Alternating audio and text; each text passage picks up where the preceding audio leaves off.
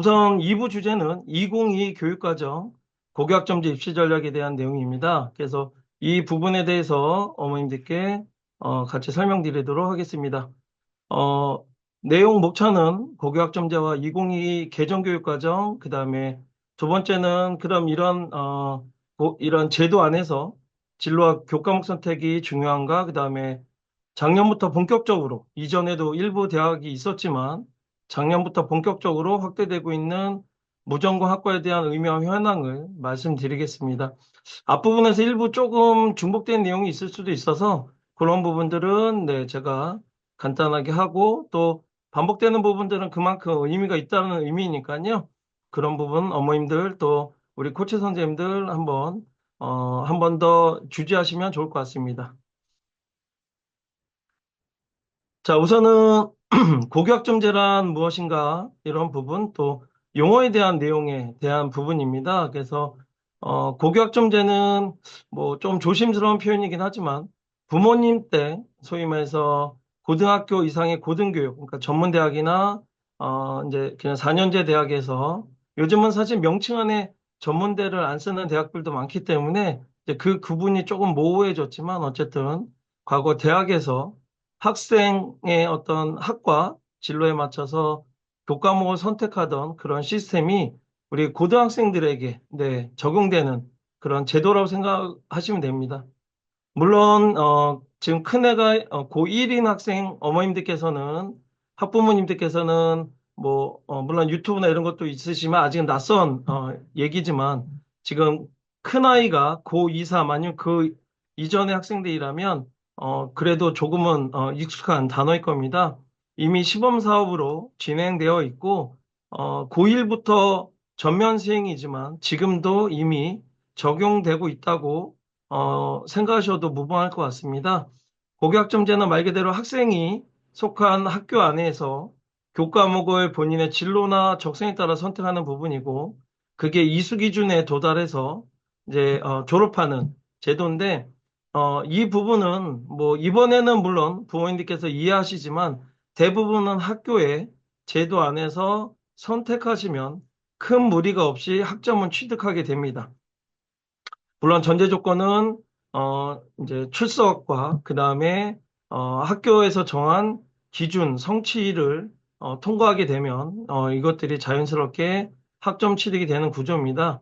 근데 올해 고1부터는 이 부분에서 기준 성취도에 부족하게 되면 소위 얘기하는 보충 수업이라고 해야죠. 그래서 방과 후나 방학 때 이러한 부분들을 적용할 건데 그동안 우리나라의 속성상 이러한 부분들에 대해서 조금은 학교에서 적극적으로 도와주고 그다음에 이러한 보충 수업으로 가지 않도록 애썼던 부분에서 과연 본격 시행할 때 어떻게 적용할지는 학교에서 또 교육청에서 많은 고민과 연구를 하고 있는 걸로 알고 있습니다. 그래서 올해 고1이 진행되면서 요 성취도가 부족한 친구들을 어떻게 이끌어갈지를 저희들도 사실은 눈여겨보고 앞으로 관찰할 계획입니다. 학점은 사실은 이전까지는 학점보다는 이수단이라고 했습니다. 근데 이제는 고교 학점제이기 때문에 지금 현재 고3부터는 이런 학점이라는 표현을 본격적으로 사용했습니다.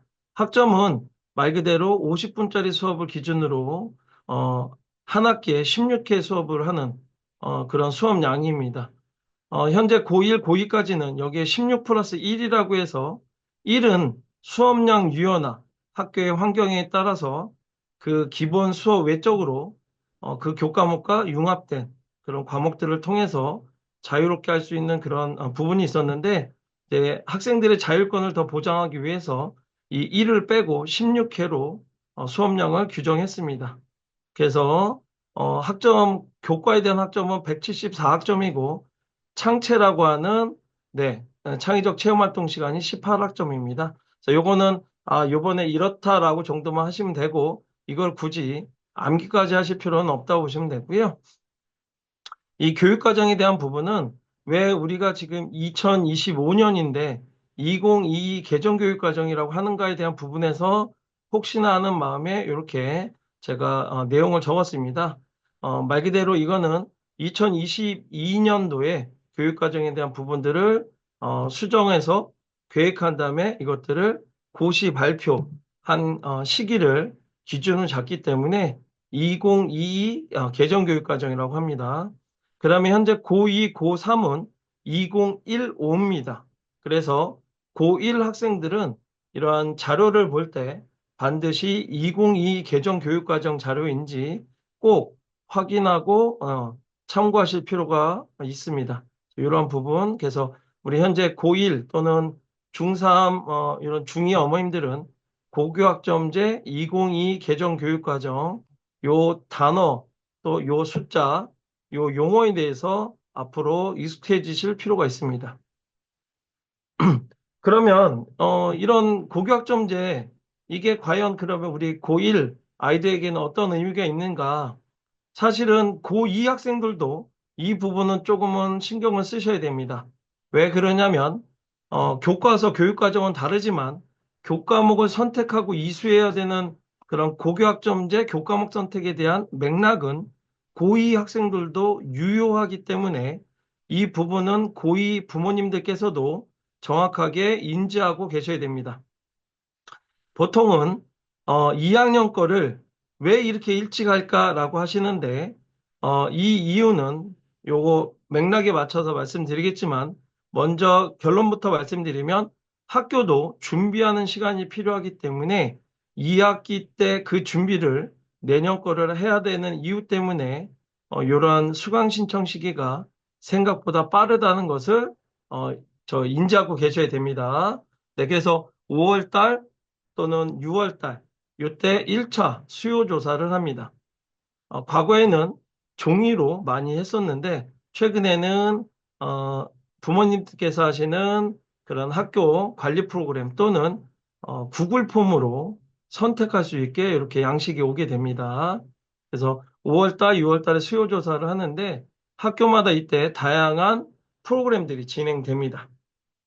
어떤 프로그램이냐면 우선은 학생들을 대상으로 우리 학교에는 어떠한 교육 과정이 개설될 예정이고 여러분들은 어떠한 진로에 맞춰서 교육 과정을 선택할 수 있습니다라고 하는 기본적인 교육을 학생들을 대상으로 하게 됩니다. 그래서 진로 선생님이 하시기도 하고 또 저희 같은 외부 강사들이 가서 진행을 하기도 합니다.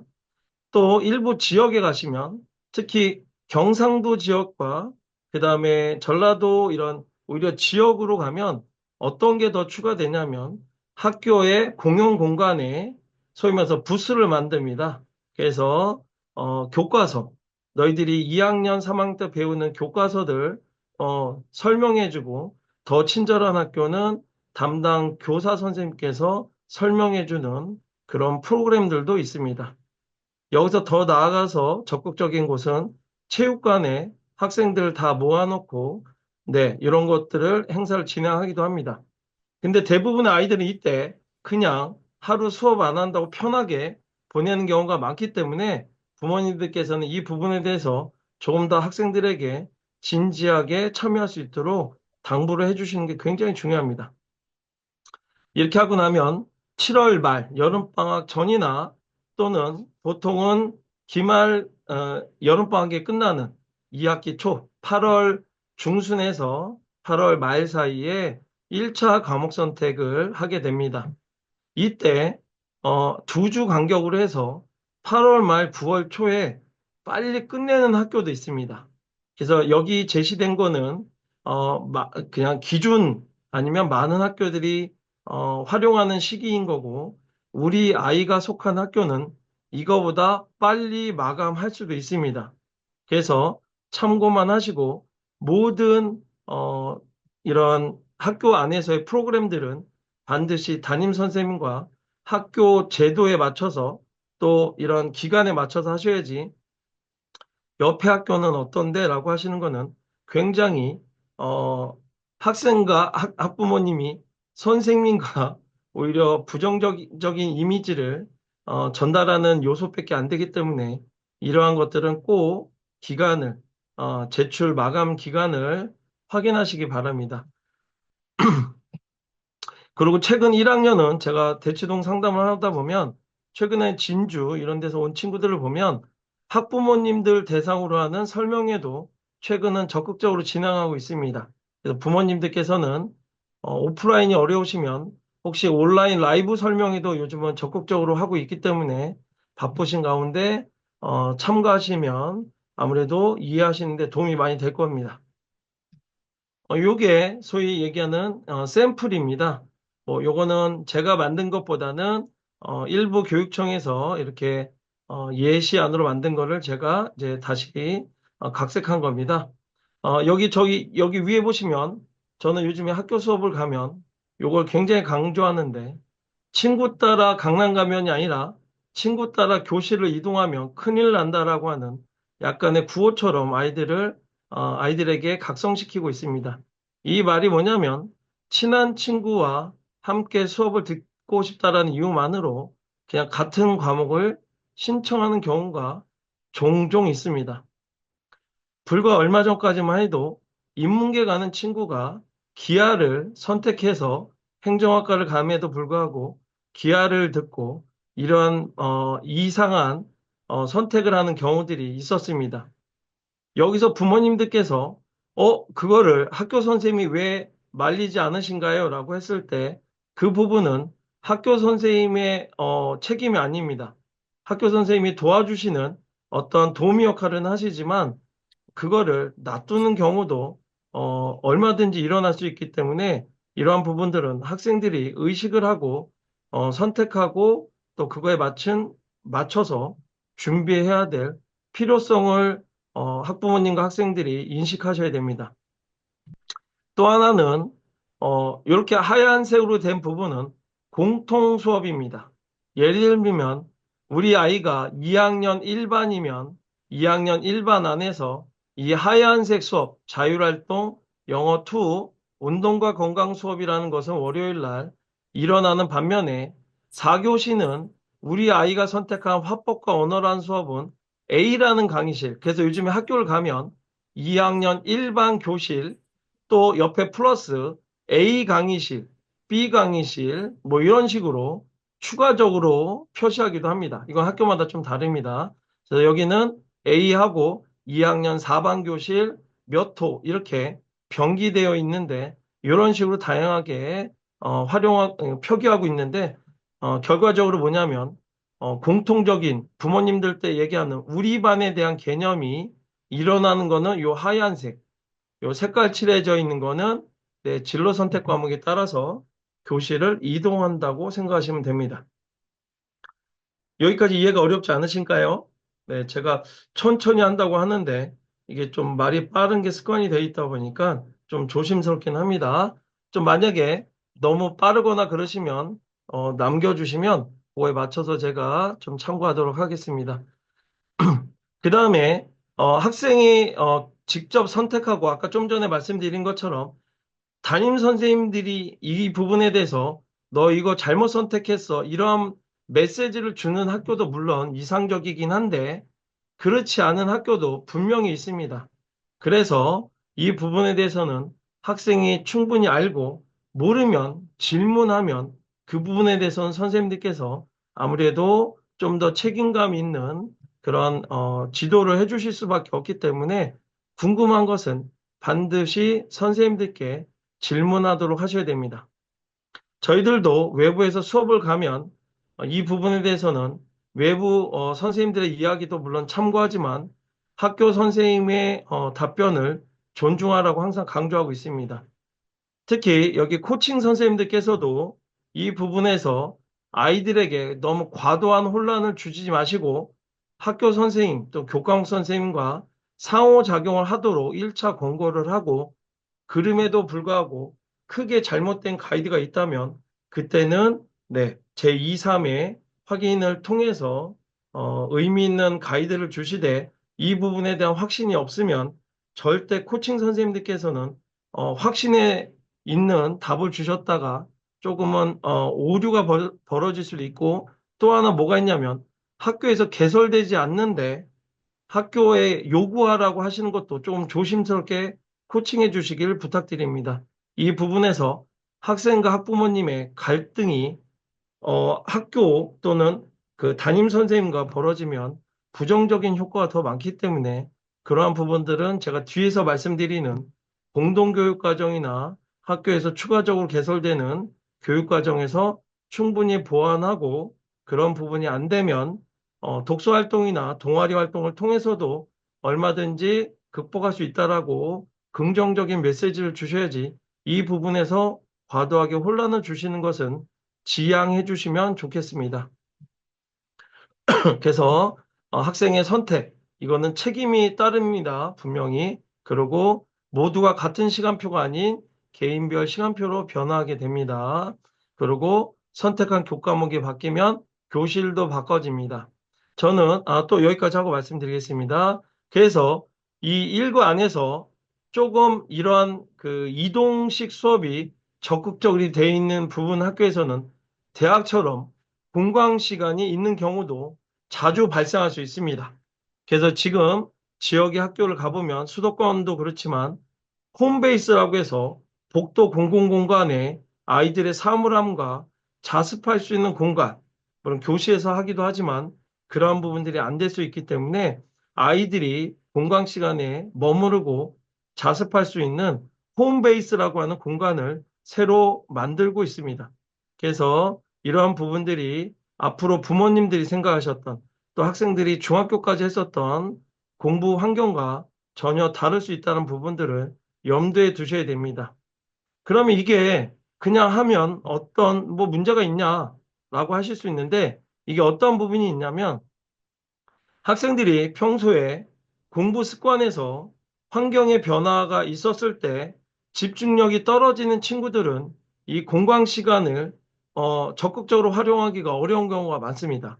두 번째, 교실을 수업을 이동하기 때문에 이동하고 나서 이동된 교실에서 수업에 집중하는데 초반에 5분에서 10분의 집중력이 떨어지는 학생들도 자주 발생한다고 피드백을 받고 있습니다. 그래서 이런 부분에서 고등학교 1학년, 특히 중학교 학부모님들은 아이들이 공부하기 전에 준비 시간을 최소화하고 바로 학습에 몰입할 수 있는 그런 훈련도 학생들의 앞으로 학습력이나 학업 능력을 좌우하는데 영향을 미칠 수 있는 요소라고 생각합니다. 이러한 부분들도 꼭 참고하셔서 특히 중학교 또 초등학교 고학년 학부모님들은 이러한 것들이 앞으로 더 확대될 수 있기 때문에 이러한 공부 습관들을 들이는 데 있어서 참고하셨으면 좋겠습니다. 자, 그러면 교육 과정에서 그럼 교과목 외에 어떤 부분들을 이해해야 되는가라는 부분에서 전체적인 틀을 조금 이해하시면 앞으로 이러한 그 교과목에 대한 설명을 할 때 좀 더 쉬울 수 있다는 부분 참고하시면 됩니다. 우선은 지금 고1, 2는 공통 과목, 이거부터 말씀드리겠습니다. 보통 교과, 전문 교과 이렇게 크게 두 가지로 나눌 수 있었습니다. 보통 교과는 소위 얘기하는 일반고 학생들이 배우는 기본적인 교과목이고, 전문 교과는 여기 보통 교과에서 공통 과목에 그 다음에 특목고 또는 특성화고 친구들이 배우는 교과목들이 이 전문 교과에 속했습니다. 근데 우리 지금 고등학교 1학년부터는 이러한 부분에서 변화가 좀 더 세부적으로 나눠지게 됩니다. 우선은 일반고에서 하는 이 선택 과목은 일반 선택, 진로 선택에서 융합 선택이라고 하는 거가 하나가 더 추가되고 전문교과도 전문교과 1, 2에서 특성화고 특목고 과목이 아닌 전문교과에서도 공통 과목과 일반 과목, 실무 과목이라고 이렇게 나눠지게 됩니다. 상당수 친구들이 일반고라고 전제한다면 사실은 대부분 이 보통 교과만 우선은 이해하시면 크게 무리가 없을 거라고 생각합니다. 일부 친구들 중에 특성화고와 특목고 친구들은 이 전문 교과에 속하는 것들을 하게 되는데 그 부분에서는 기존의 방식과 그렇게 어렵다고 볼 수 없기 때문에 다르다고 볼 수 없기 때문에 이 부분은 크게 불편함을 가지지 않을 것 같고 일반고의 변화가 좀 크다고 보시고 일반고 친구들은 이 부분에서 집중하시면 될 것 같습니다.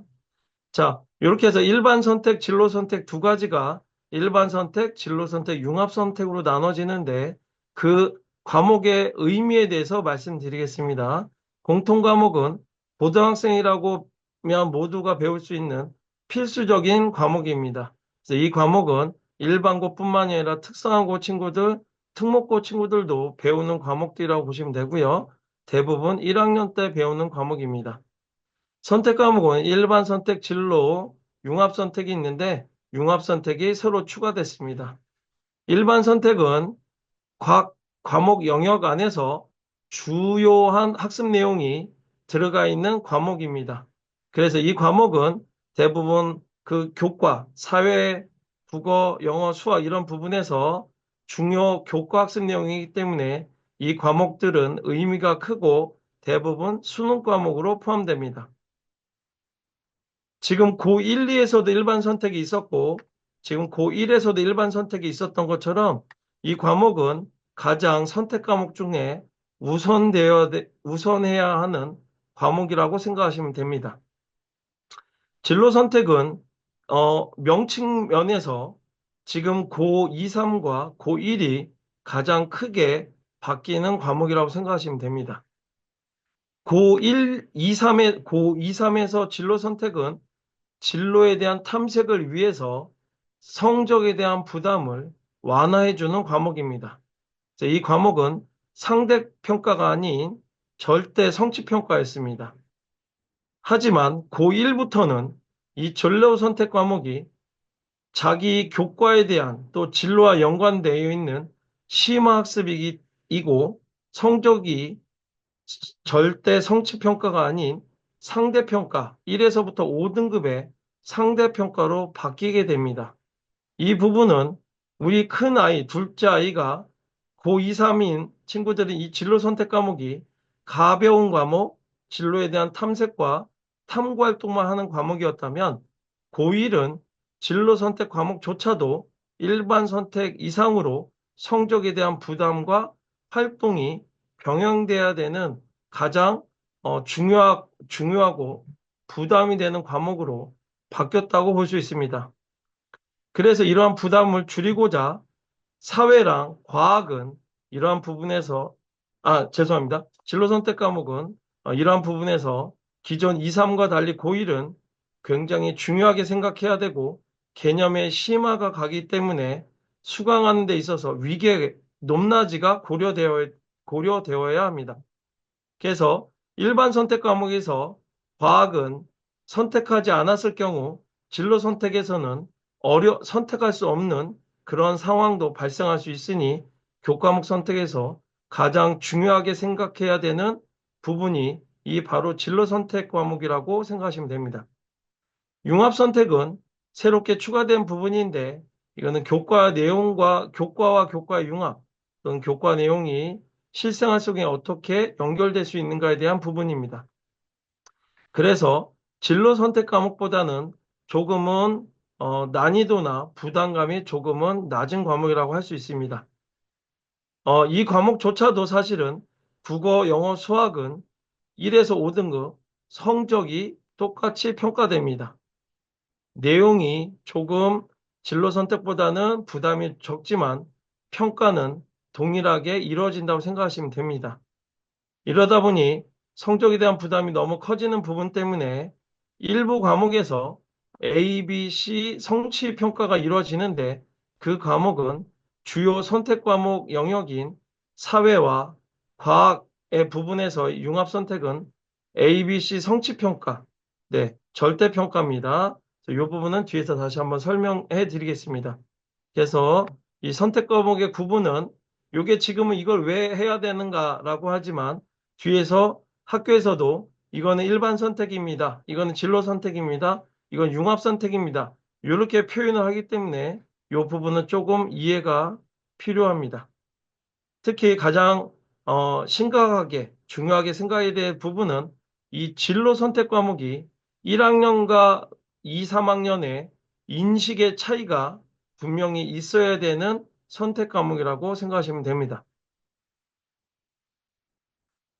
자, 그 다음에 창의적 체험 활동. 이 앞에서 이런 교과가 아닌 이제 비교과 활동이라고 하는 요소 중에 하나인데 우리가 보통 중학교 때까지는 줄여서 창체라고 했습니다. 그래서 과거에 자동 봉진이라고 해서 자율, 동아리, 봉사, 진로 이렇게 했는데 자율 활동은 자율 자치 활동이라고 명칭이 조금 변경되고 저 개인적으로는 확대됐다고 생각합니다. 동아리는 그대로 동아리 활동이고 진로는 진로 활동입니다. 봉사활동은 지금도 봉사활동의 기록보다는 봉사활동에 대한 시간, 그 다음에 봉사활동 명만 기재되고 있습니다. 요게 그동안 그래서 일부 부모님들께서 또는 선생님들께서 봉사활동은 중요하지 않다라고 했는데 이 부분에 대해서 고1 학부모님들부터는 인식의 전환이 필요합니다. 동아리 활동에서 이러한 봉사활동이 포함될 수 있습니다. 특히 RCY나 그다음에 교육봉사 동아리나 여러 가지 활동에서 이런 봉사활동의 의미를 이제는 기록할 수도 있습니다. 기록할 수도 있습니다.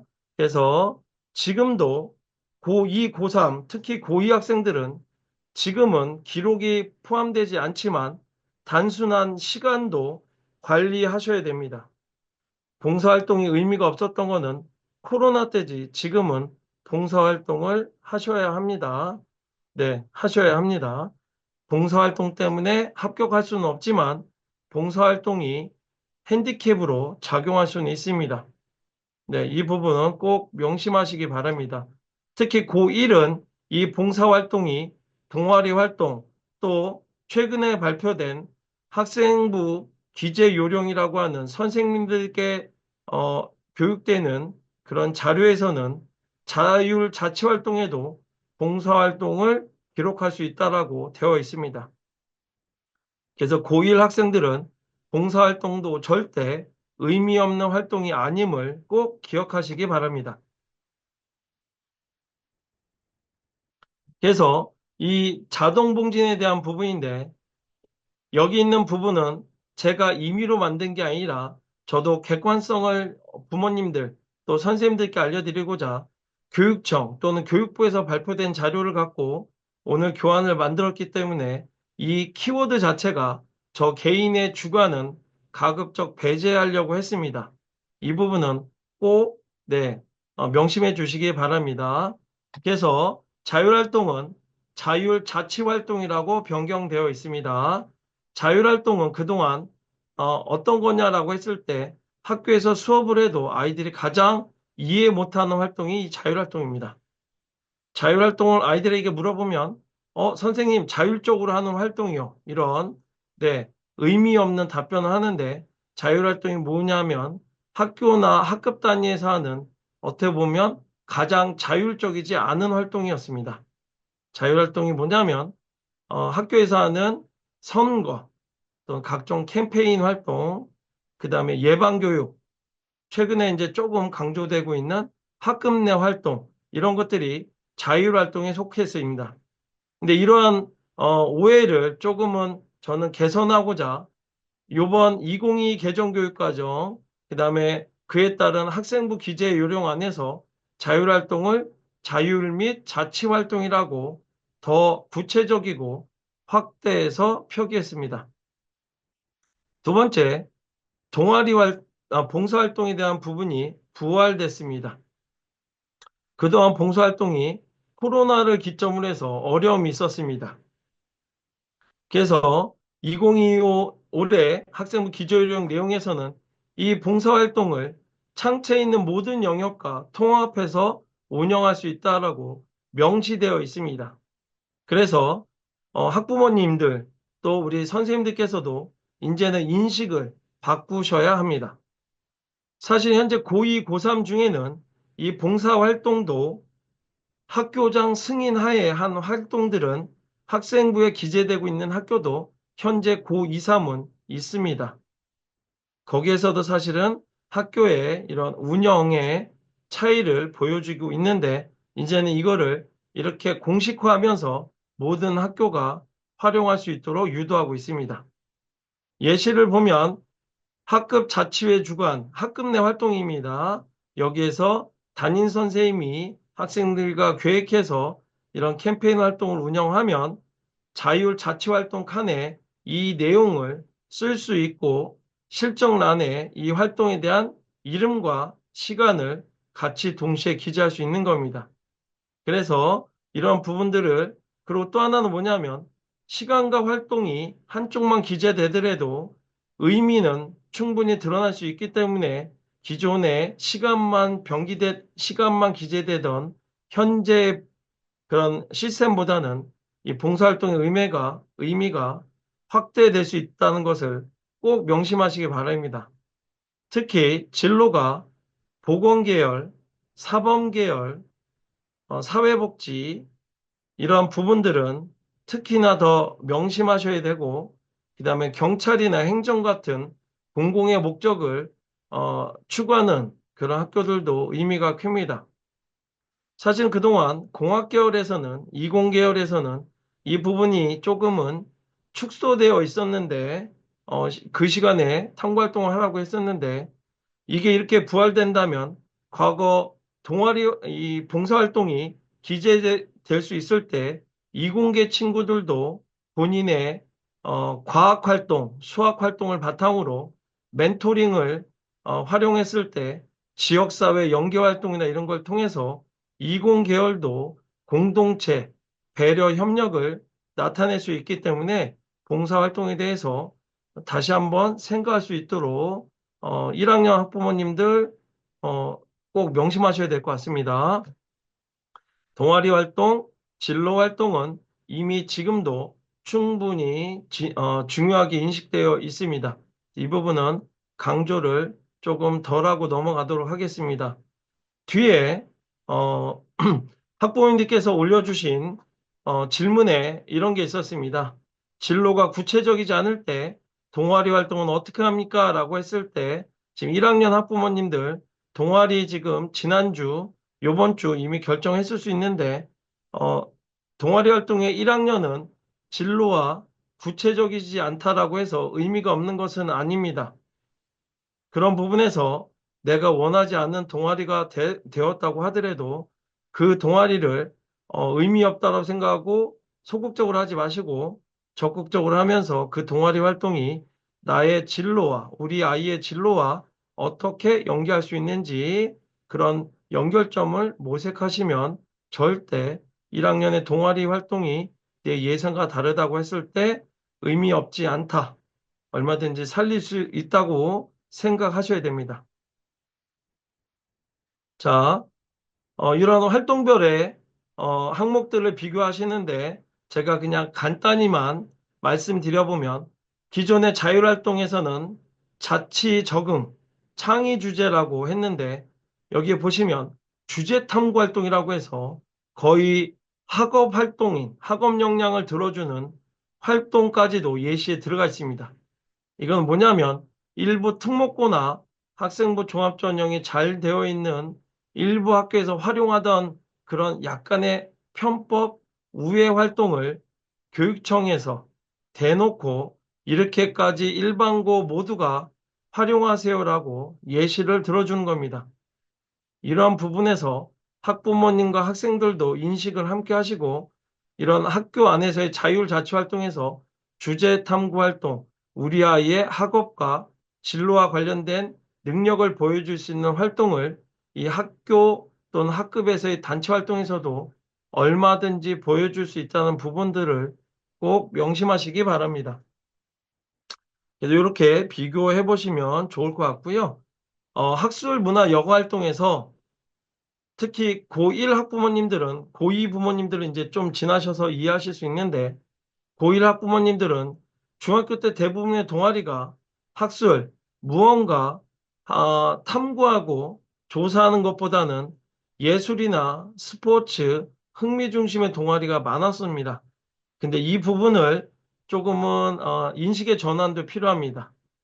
물론 과거처럼 동아리를 두 개, 세 개 할 때는 이러한 부분들을 함께 고려할 수 있었지만 지금은 창체 동아리 안에서의 이 한 부분을 적극적으로 활용하지 않았을 때 상대적으로 평가에서 조금은 변별력을 높이기 어려운 구조가 있기 때문에 예술 스포츠 놀이 동아리는 가급적 자제하시는 게 어떨까라고 저 개인적으로는 생각하고 있습니다. 다만, 다만 일부 전공에서 저는 추천할 수 있는 일부 동아리는 연극반이나 합창, 오케스트라, 이러한 동아리들은 예술 동아리임에도 불구하고 다양한 전공과 연계할 수 있는 부분에서 의미는 있다고 생각합니다. 이제 기본적으로는 학술 동아리 또는 독서 토론, 이러한 학술은 아니지만 사고하고 친구들과 이런 인식을 또는 생각들을 공유하고 확장할 수 있는 이런 학술적 동아리로 적극적으로 활용하시는 게 중요하다고 생각합니다. 나머지는 뭐, 네, 크게 어려움이 없고요. 보시면 봉사활동이 그동안 학교 안에서 요 정도 했다면 다시 한번 이렇게 지역사회랑 연계해서 적극적으로 확장할 수 있는 계기가 될 것 같습니다. 그래서 고1 부모님들께서는 학부모님들께서는 이 부분 꼭 명심하셨으면 좋겠습니다. 자, 그러면 교육과정 안에 교과목은 어떠한 것이 있는가라는 부분입니다. 사실은 2015와 2022를 비교하고 싶었는데 양이 너무 많아서 2022만 보여드립니다. 우선은 이런 덩어리가 있습니다. 요거를 이해하시는 게 왜 중요하냐면 나중에 교과 성적으로 대학을 입학하는 교과 전형 안에서는 여기에 있는 모든 과목을 반영하기도 하지만 국어, 수학, 영어, 사회 또는 국어, 수학, 영어, 과학 또는 국어, 수학, 영어, 사회, 과학, 기술과정, 정보, 재외 이렇게 교과군에 대한 반영 방식이 대학별로 또는 같은 대학 안에서 어떤 학과냐에 따라서 다를 수 있습니다. 그래서 이런 군의 개념은 조금은 이번에 이해하시면 좋을 것 같습니다. 자, 또 하나, 이런 주요 말고 기타 과목에는 뭐가 있는가? 제2외국어, 한문, 체육, 예술, 교양 이렇게 크게 두 개로 분리해 볼 수 있습니다. 네, 교육청이나 이런 데서는 이렇게 분류하지 않습니다. 그냥 페이지상 제가 분류했는데 이 앞에 분류된 과목들이 조금 더 핵심 역량 과목이라고 보시면 좋을 것 같습니다. 여기서 국영수는 기본이고 사회과학도 좀 관심을 가져주셨으면 좋겠고 기술과정 정보가 과거에는 기타 과목으로 분류됐다면 고1부터는 기술과정 정보도 분리되어서 이번에 구분되었기 때문에 이 부분을 조금 더 적극적으로 참고하셔야 됩니다. 저는 오히려 반대부터 보겠습니다. 제2외국어 한문, 체육, 예술, 교양 과목부터 보도록 하겠습니다. 제2외국어 한문은 말 그대로 제2외국어 부분이라 한문 교과가 이렇게 되어 있습니다. 일반고에서는 대부분 요 일반 선택 과목, 그러니까는 그냥 독일어, 프랑스어, 이렇게 교과목 이름만 된 부분만 배운다면 특목고가 이런 회화, 심화, 그 다음에 문화 이런 것들을 두루두루 다 배우게 됩니다. 물론 일반고에서도 이번 1학년들은 1학년 때 기본 언어를 배우고 그 다음 회화를 배우고 문화를 배우는 이러한 구조들도 확대되고 있습니다. 여기에서 제가 잠깐 중학교 학부모님들 때문에 말씀드리자면 이 과목이 외고와 국제고를 구분하는 아주 단순한 체크포인트라고 생각하시면 됩니다. 외고는 교육과정의 절반을 영어 포함해서 이 제2외국어를 소위 말해서 언어를 배우는 과목으로 이수해야 됩니다. 반대로 국제고는 이런 외국어 중심이 아닌 국제 경제, 국제 정치, 이런 사회 과목이 훨씬 더 중심으로 되어 있습니다. 그래서 국제고를 가야 하는 친구가 외고가 좀 더 입학이 쉽다라는 이유만으로 외고를 선택했을 때 힘들어하는 친구들을 자주 발견할 수 있습니다. 그래서 외고는 언어에 대한 관심과 흥미, 거기에서의 또 능력이 함께 따라주지 않으면 생각보다 외고 진학이 조금은 괴로울 수 있습니다. 이 부분은 추후 고교 입시 부분에서 다시 한번 말씀드리도록 하겠습니다. 그래서 이런 제2외고 한문 과목은 일반고에서 기존보다도 조금은 더 확대되고 있습니다. 그럼 이게 배우는 게 의미가 있냐? 이거 그냥 간단하게 넘어가도 되냐, 아니냐, 간단하게 넘어가도 괜찮지 않냐라고 했을 때, 인문사회 계열 학생들은 이 부분에 대해서 첫 번째, 본인의 계열 적합성, 그러니까 학과가 아니라 소위 말해서 내가 영문과 가는 친구가 제2외국어를 잘한다고 했을 때 의미가 없다? 아닙니다. 똑같이 언어적 능력, 제2외국어에 대한 능력이 있다라고 충분히 평가할 수 있습니다. 반대로 자연계 친구들은 그러니까 자연 보건 계열 친구들은 이 부분에서 또 뭐가 있냐면 이 과목들도 등급이 나옵니다. 그리고 이 과목을 필수적으로 대부분 이수하게 되어 있습니다. 단지 어떤 언어를 선택하느냐지 반드시 이수하게 되어 있기 때문에 이 과목에 대해서 등급도 다 나오기 때문에 이 부분을 소홀히 하시면 안 됩니다. 이번 꼭 확인하시고, 네, 제2외국어 한문에 대해서 좀 더 긍정적 인식을 하셔야 됩니다. 특히, 영어가 부담되는데 제2외국어가 좀 강점이 있는 친구들은 영어 성적과 더불어서 어학 능력을 보여주는, 한 요소이기 때문에 제2외국어 공부를 절대 소홀히 하시면 안 됩니다. 특히, 고1 학생 학부모님들 중에 지금 조금 늦은 감이 없지 않아 있는데 중4 학부모님들은 학교가 배정이 되면 그 학교의 외국어를 1학년 때 배우는지 2학년 때 배우는지도 반드시 확인하셔야 됩니다. 자, 여기 체육 예술은 요 색깔이 칠해져 있는데 요거는 성적이 A, B, C 점에서 성취평가로 되는 것 때문에 이런 부분에서는 부담을 적게 가셔도 됩니다. 도형은 색깔이 다르죠. 요거는 패스와 페일입니다. 이수와 그 다음에 비이수, 소위 말해서 재수강인데 F를 받은 학생은 그동안은 없었습니다. 근데 1학년들은 만약에 태도가 불성실했을 때 과연 학교에서 이거를 F를 줄 수 있을지는 조금 조심스럽습니다. 그래서 교양은 성적보다는 활동의 의미를 반드시 활용하셔야 됩니다. 특히 인간과 심리, 교육의 이해는 심리학이나 교육학과 관련된 부분들과 관련이 있기 때문에 그리고 인간과 심리는 뇌인지공학이나 이러한 이공계열과도 관련이 있기 때문에 선택에서 의미가 없지 않으니 그 선택 과정에서 그 의미를 반드시 이해하고 선택하셔야 됩니다. 체육 같은 경우는 A, B, C인데 드물게 C를 받는 경우 조금은 서류 평가에서 오해를 받을 수 있습니다. 일반고에서 대부분의 선생님들께서 소위 말해서 체육을 못하는 학생, 음악을 못하는 학생, 미술을 못하는 학생을 C를 주는 경우는 보통 없습니다. B까지 주는데 C를 주는 경우가 어떤 의미가 있냐면 수업 태도가 안 좋을 때 C를 주는 경우가 있습니다. 그래서 100% 중에 5%에서 10%를 C를 주는 경우가 많습니다. 대부분은.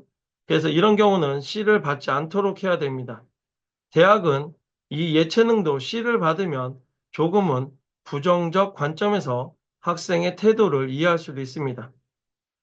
네, 그렇게 예체능도 소홀히 하시면 안 되고 건축학과, 그 다음에 디자인 계열, 특히 홍익대, 세종대, 상명대와 같이 학생부 종합전형으로 디자인 계열을 뽑는 그러한 그 대학들은 이 예술체육 과목들도 의미 있게 생각하셔야 됩니다. 또한 체육, 과학, 체육, 교육 이런 과들은 그다음에 보건계열 친구들은 이 체육 과목도 얼마든지 성적은 ABC 부담은 없지만 탐구 활동에서 이러한 과목들도 활용하셔야 됩니다. 보통 이러한 교과목 설명을 할 때 잘 이러한 부분들을 이해하지 않으시는데 그렇게 생각하시면 안 되고 반드시 이 부분에 대해서는 어, 탐구 활동, 내 진로와 관련된 탐구 활동은 의미 있다고 생각하셔야 됩니다. 자, 여기에 하얀색으로 된 교과목, 이 하얀색으로 된 교과목은 다 1에서부터 5등급 성적이 나오는 과목입니다. 보시면 제가 먼저 설명드린 상대적으로 예술, 체육, 교양처럼 관심이 적은 파트, 이 부분은 성적보다는 성취평가를 통해서 이 과목이 갖고 있는 의미를 찾는 반면에 이런 국어, 영어, 수학, 사회과학, 기술과정, 정보와 같은 과목들은 하얀색으로 된 것처럼 여기는 학업 능력을 평가하는 주요한 과목들입니다. 1학년 지금 학생들은 과학탐구 실험만 네, ABC 그러니까 성취평가, 절대평가고 나머지는 다 성적이 나오는 과목입니다. 2학년 때 하는 다양한 선택 과목은 다 하였습니다.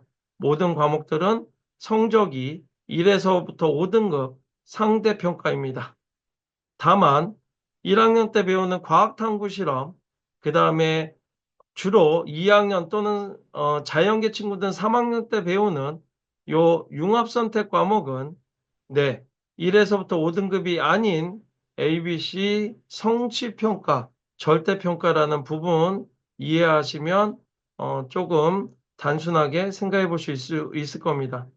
다만, 다만, 어, 학부모님들께서 또 학생들은 요거 ABC 나오면 성적에 대한 부담이 없으니까 가볍게 도 되죠라고 하시는데 그렇지 않습니다. 아까 뒤에서 말씀드린 예술체육에서도 탐구활동을 하듯이 이 부분도 성적의 부담을 완화해 주는 대신에 활동의 의미를 찾으셔야 됩니다. 네, 이 부분 이해하시고 자 보시면 하얀 게 많다라는 거는 언제 1학년부터 3학년까지 1학년 학생들은 성적의 부담이 압도적으로 늘어납니다. 그래서 Q&A에서 어떤 학부모님께서 고교학점제를 한마디로 설명하면 어떤 문장으로 해줄 수 있냐라고 했을 때 진로에 대한 선택이 더 중요해지고 이거보다 더 간결하게 하자면 성적의 부담이 더욱 커졌습니다. 고교학점제는 진로에 따른 선택과 탐구를 해서 약간의 성적의 부담을 완화해 줄 줄 알았으나 실제는 등급에 대한 구간을 완화해 주면서 성적이 나오는 과목은 오히려 증가하게 돼서 학업적 부담은 결코 완화되지 않았습니다. 그래서 공부를 바탕으로 하는 것이 고교학점제라고 할 만큼 학업적인 준비가 더욱 중요해졌습니다. 중학교 학부모님들이 계시다면 중학교 1, 2, 3학년 때 국어, 영어, 수학에 대한 기본적인 학업을 높이는 것이 고교학점제 2022 개정교육과정을 준비하는 가장 중요한 1순위라고 생각하시면 될 것 같습니다. 자, 그리고 또 하나, 요 빨간색 부분은 수능 과목에 대한 부분을 표시한 겁니다. 수능 과목에 대한 여기 아래에 이렇게 어, 비고처럼 써드렸는데 근데 보시면 여기는 1학년 때 배우고 일반 선택 과목은 주로 2학년 그 다음에 이런 국어 과목 일부에서만 3학년이 배우다 보니 1학년과 2학년 때 수능 과목의 대부분이 끝나는 구조가 됩니다. 이 말은 무슨 말이냐면 1학년, 2학년 공부가 수능 공부의 베이스가 아니라 거의 직격으로 반영된다고 생각하셔야 됩니다.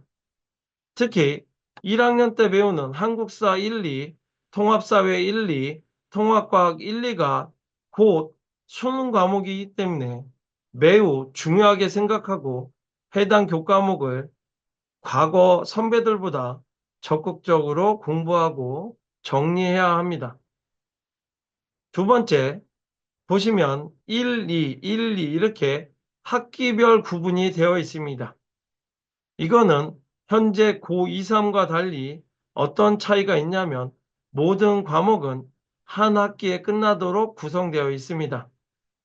한 학기에 끝난다는 거 뭐냐면 학교생활 기록부가 매 학기 중요하게 기록된다는 뜻입니다. 전에는 1학년 1학기 때 활동을 못했어도 1학년 2학기 때 활동을 통해서 1학년 1학기 때의 어떤 부족한 부분을 충분히 외울 수 있는 여력이 있었습니다. 그런데 지금은 공통국어 1, 공통수학 1, 공통영어 1처럼 1학기 때 배우는 과목은 1학기 때 학생부 기록이 마감됩니다. 마감되면 고칠 수 없습니다. 결론은 뭐냐면 1학년 친구들은 1학기 때 배운 내용에 대해서는 1학기 때 학생부가 마무리가 되기 때문에 기록에 대한 부분에서 더욱 신경 쓰셔야 됩니다.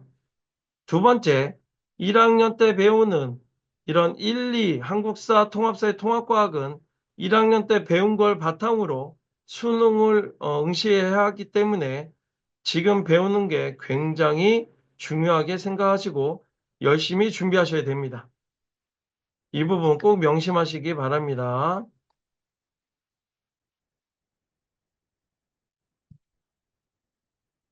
자, 요게 2015와 2021을 좀 제가 단순하게 표시해 드렸습니다. 지금 고2, 3은 1학년 때 그냥 국어, 수학 이렇게 해서 한 과목을 1년 동안 배웠습니다.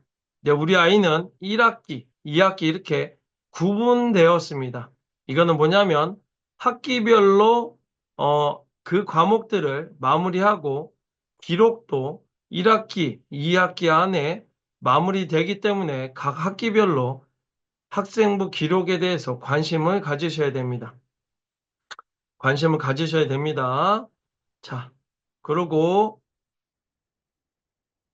또 하나는 2학년 때부터 선택하는 과목들이 기존과 많이 변경되었습니다. 그리고 국어 같은 경우는 내용이 조합이 좀 바뀌었습니다. 화법과 작문, 언어 매체가 믹스됐죠. 화법과 언어, 또 작문만 분리되었습니다. 그리고 독서와 장문이 이렇게 붙게 됐죠. 네, 화법과 언어, 독서와 작문 이렇게 국어 단원이 조합이 재조정됐고 문학은 기존과 같이 이렇게 동일하게 진행되고 있습니다. 그래서 이런 과목들의 변화, 단원별로의 변화는 우리 지금 코칭해 주시긴 선생님들께서 잘 알고 계시기 때문에 세부적인 것은 선생님들과 상의하시면 좋을 것 같습니다. 또한 나중에 후속에서 말씀드리겠지만 시도 교육청에서 안내하고 있는 가이드북 안에서도 이러한 부분들을 확인하실 수 있습니다.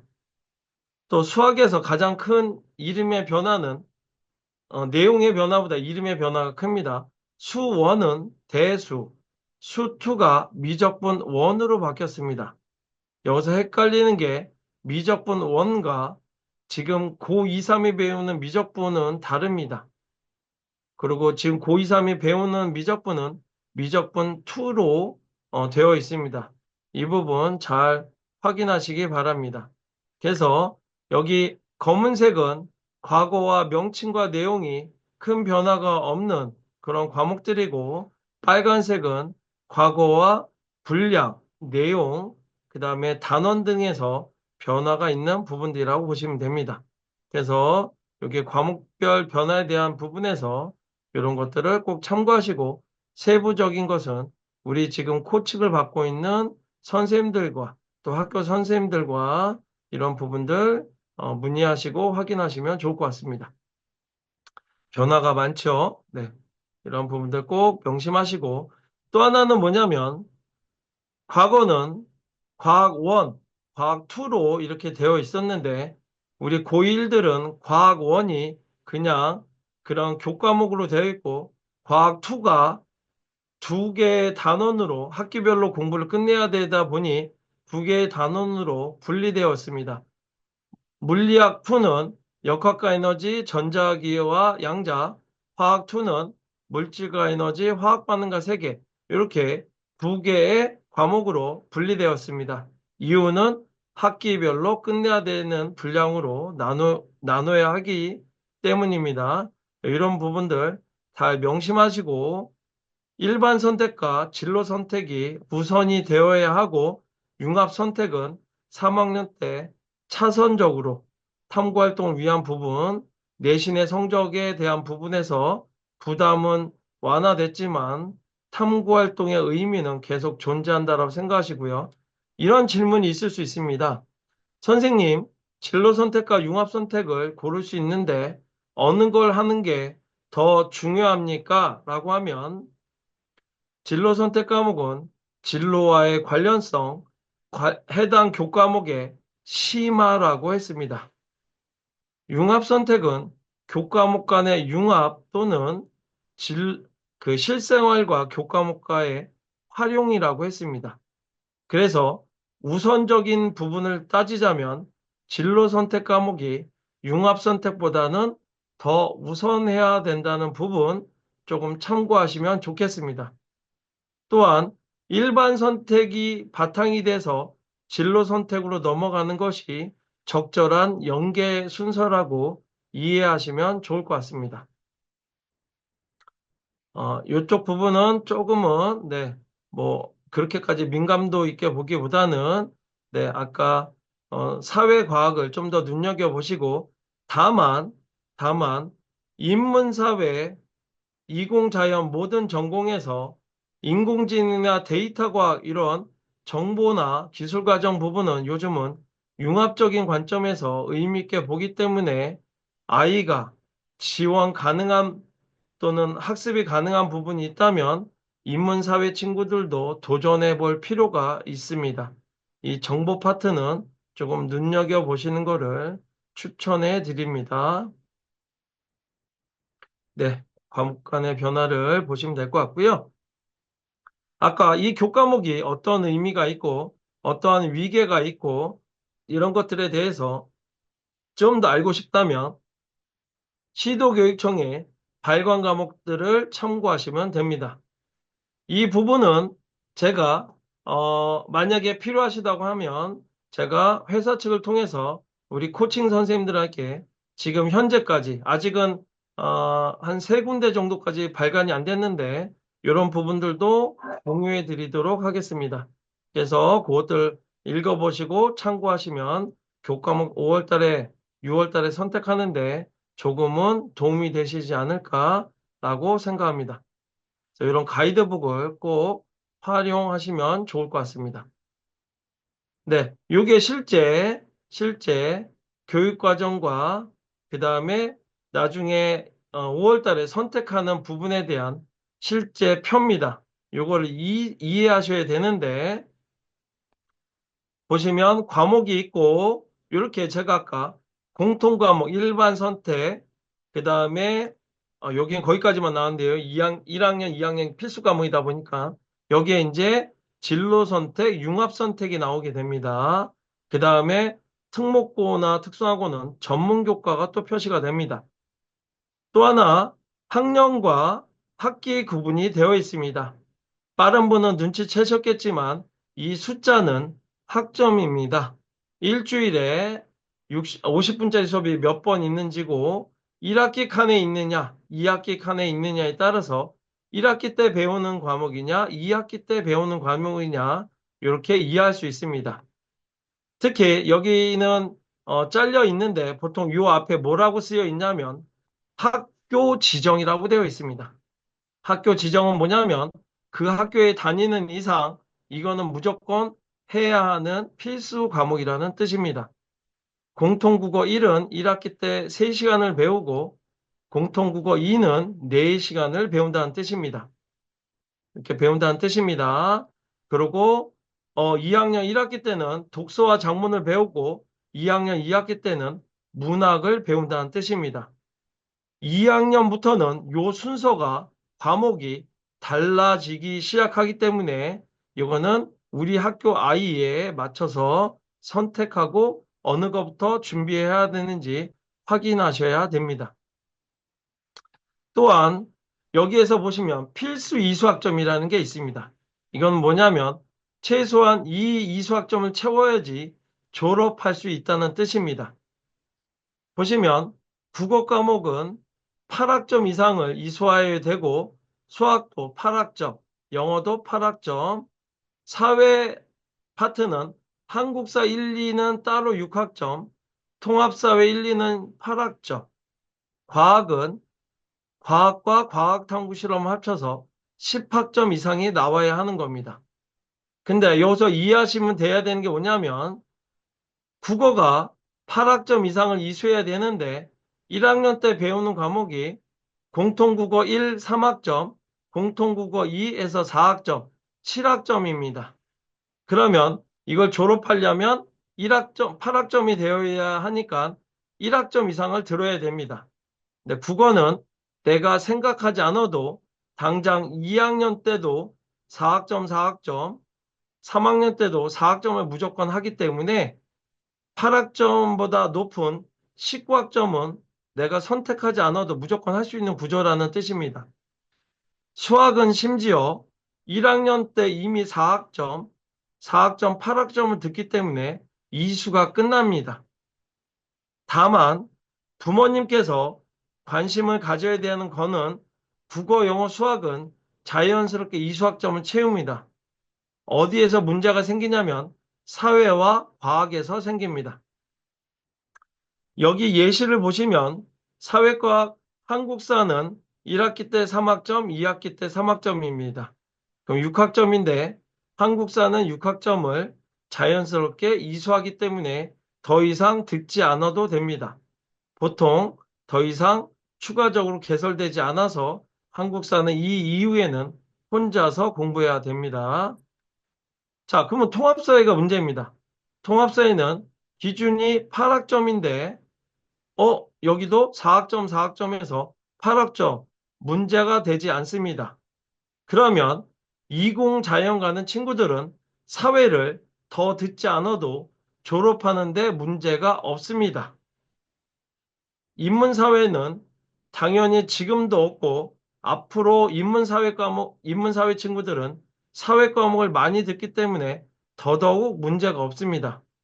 다만 과학 같은 경우 10학점을 이수해야 되는데 과학을 통합과학 1, 3학점, 통합과학 2, 4학점, 7학점에 실험을 1학점, 1학점에서 9학점 뺏기 1학년 때 안 듣습니다. 근데 졸업하려면 10학점을 들어야 됩니다. 근데 이공자연 친구들은 과학을 무조건 2학년, 3학년 때 듣게 되기 때문에 걱정이 안 되는데 인문사회 친구들은 내가 선택하지 않으면 요 9학점에서 추가하지 않을 수도 있습니다. 그렇게 되면 졸업 이수학점을 못 채우게 됩니다. 그래서 이 부분은 2학년 또는 3학년 때 과학으로 분류된 과목들을 한 과목 이상을 꼭 이수해서 졸업 이수학점을 채워야 됩니다. 선생님, 우리 애는 이거 못 채우면 어떻게 돼요? 그래서 고등학교들은 요것들을 이렇게 그룹을 만들어서 자연스럽게 선택할 수 있게 유도하니까 크게 걱정하지 않으셔도 됩니다. 다만, 왜 학교에서 우리 애가 왜 사회 과목인데 왜 자꾸 과학 들으라고 하지 않은 부분들을 이러한 부분 때문에 그렇다라는 점 이해하시면 될 것 같습니다. 이런 부분 이해하시면 될 것 같고요.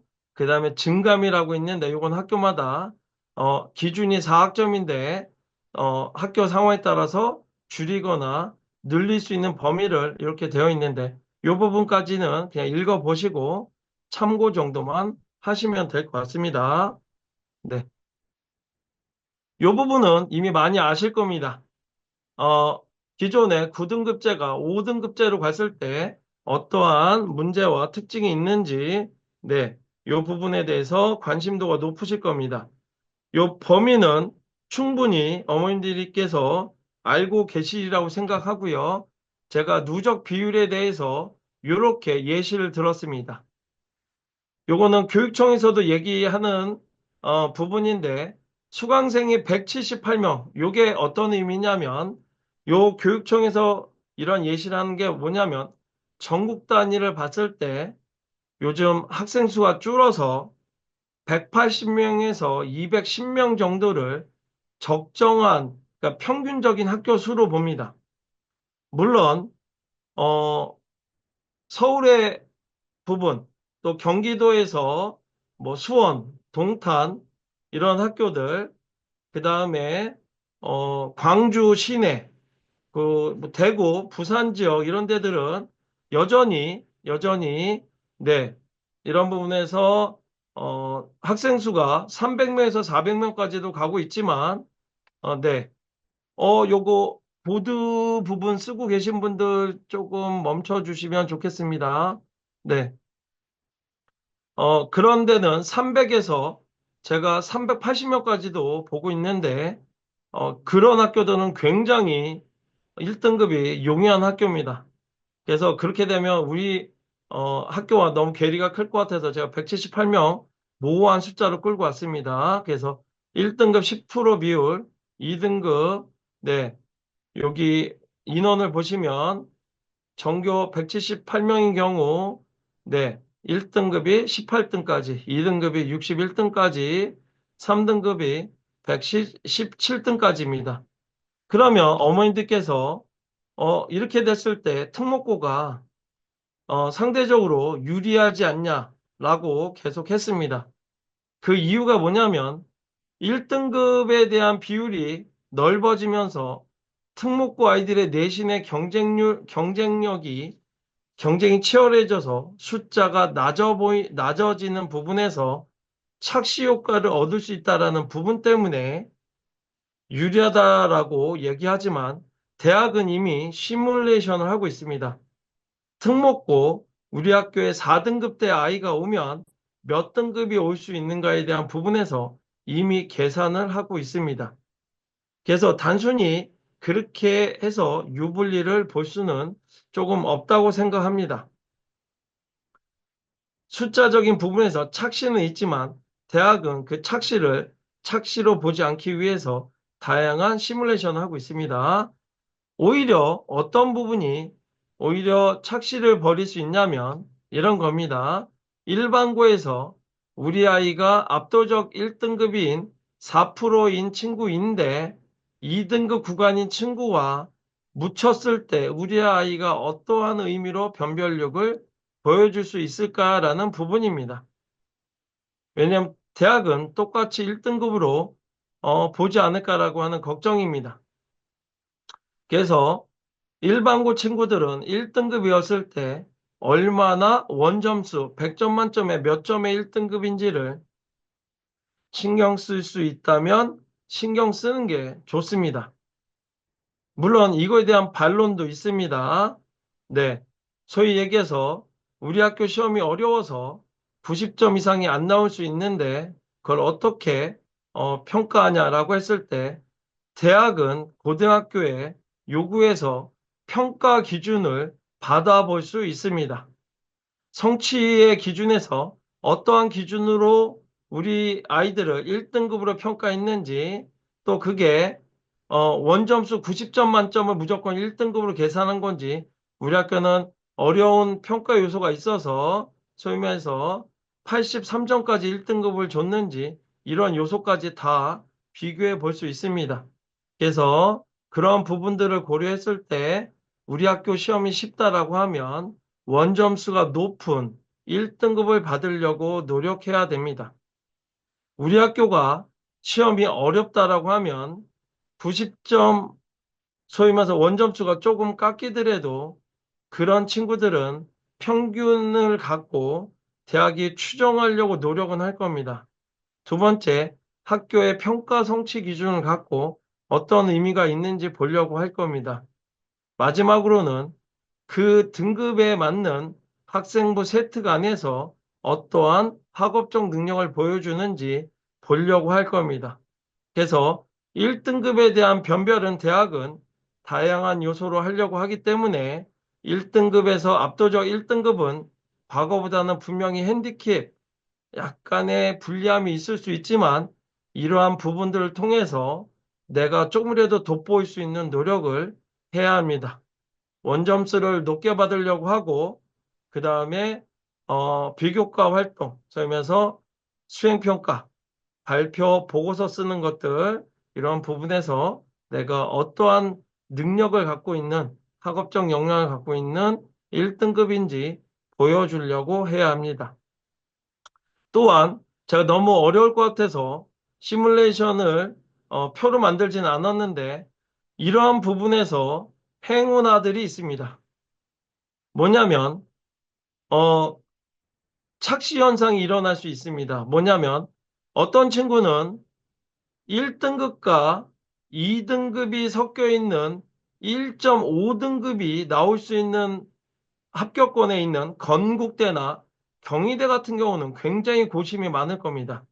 왜 그러냐면 과거 1등급과 2등급이 섞어서 1.5등급의 합격자 풀인 대학교가 지금 5등급제로 하면 올 1등급 1.0이 나올 수 있습니다.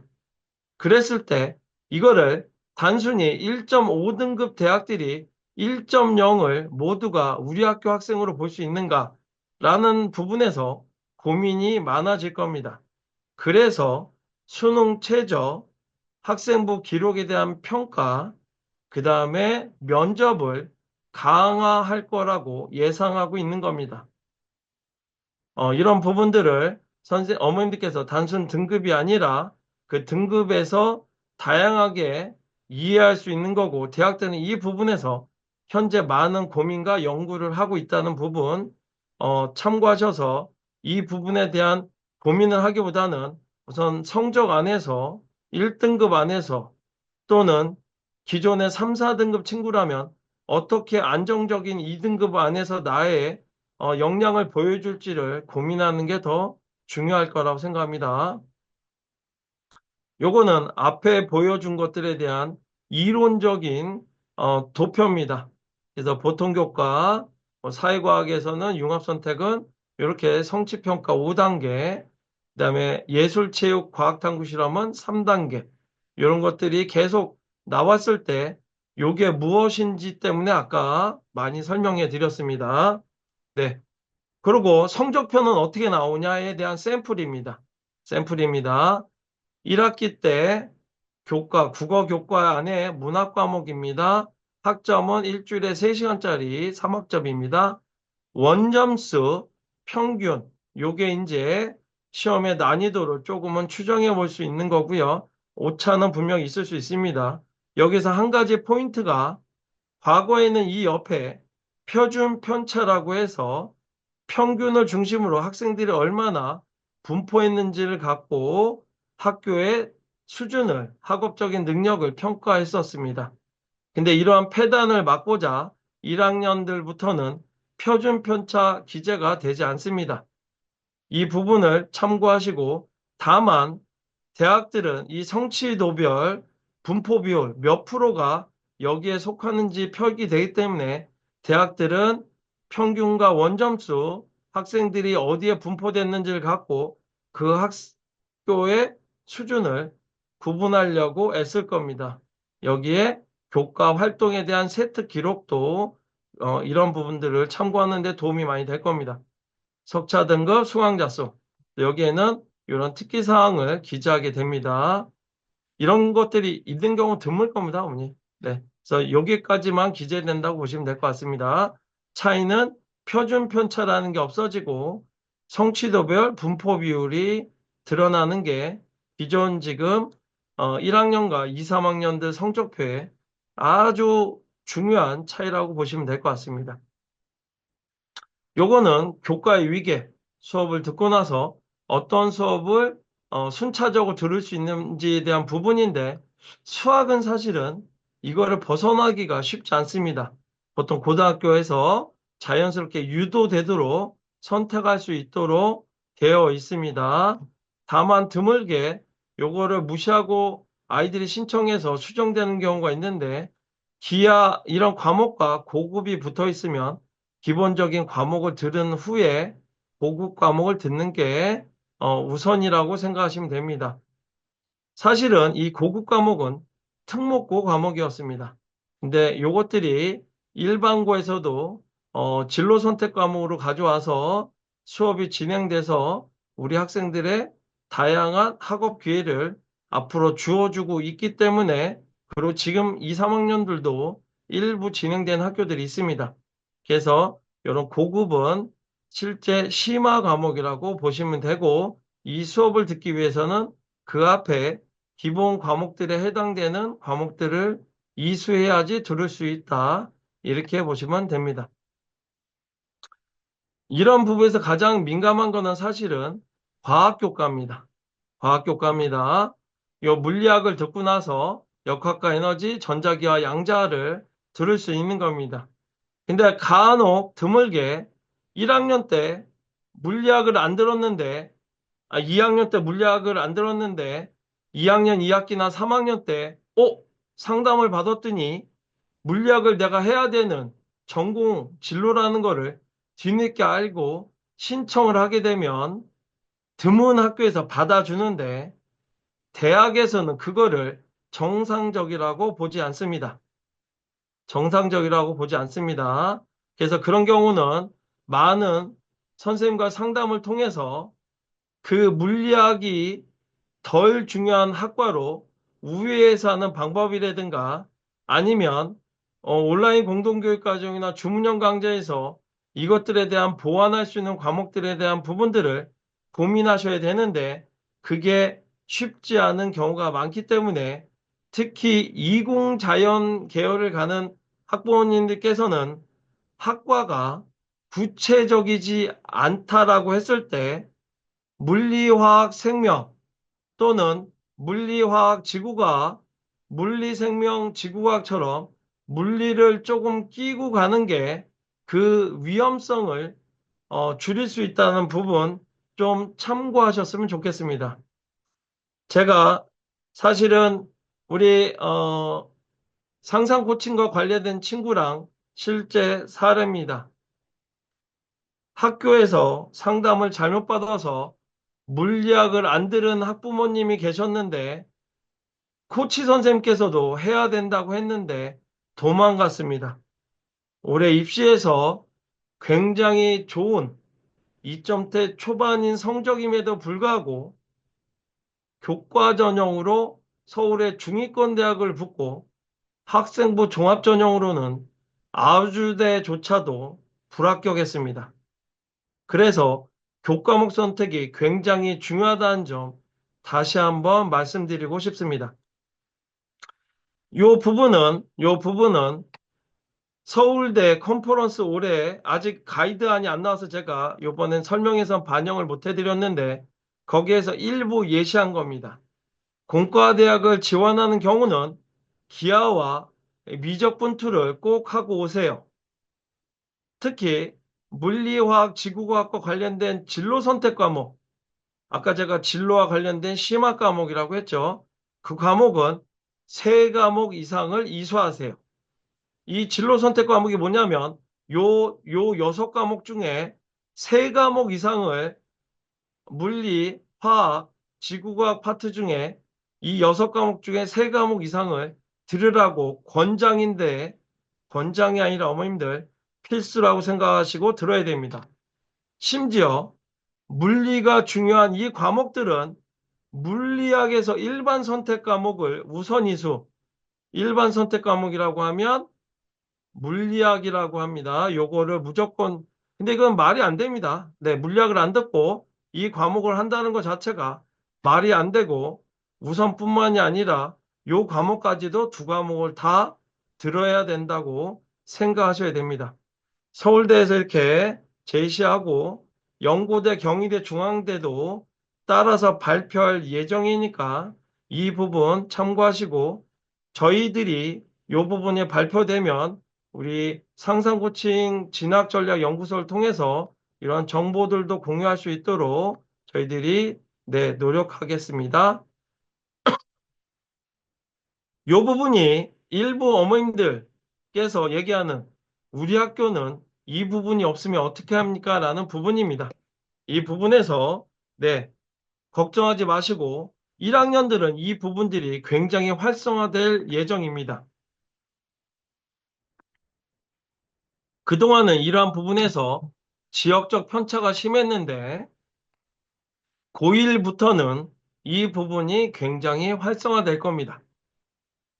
어떻게 되냐면 단위 학교 또는 타 학교와 연계해서 우리 학교에서 개설되기 어려운 것을 다른 학교에서 배우거나 우리 학교인데 다른 학교와 연합되어 있는데 우리 학교에서 개설되어 있거나 방과 후에 추가로 개설되는 형식 등 다양한 형태가 될 수 있습니다. 뒤에 예시를 보여드릴 건데 또 하나 어머님들께서 그 왔다 갔다 하는 거 힘들지 않나?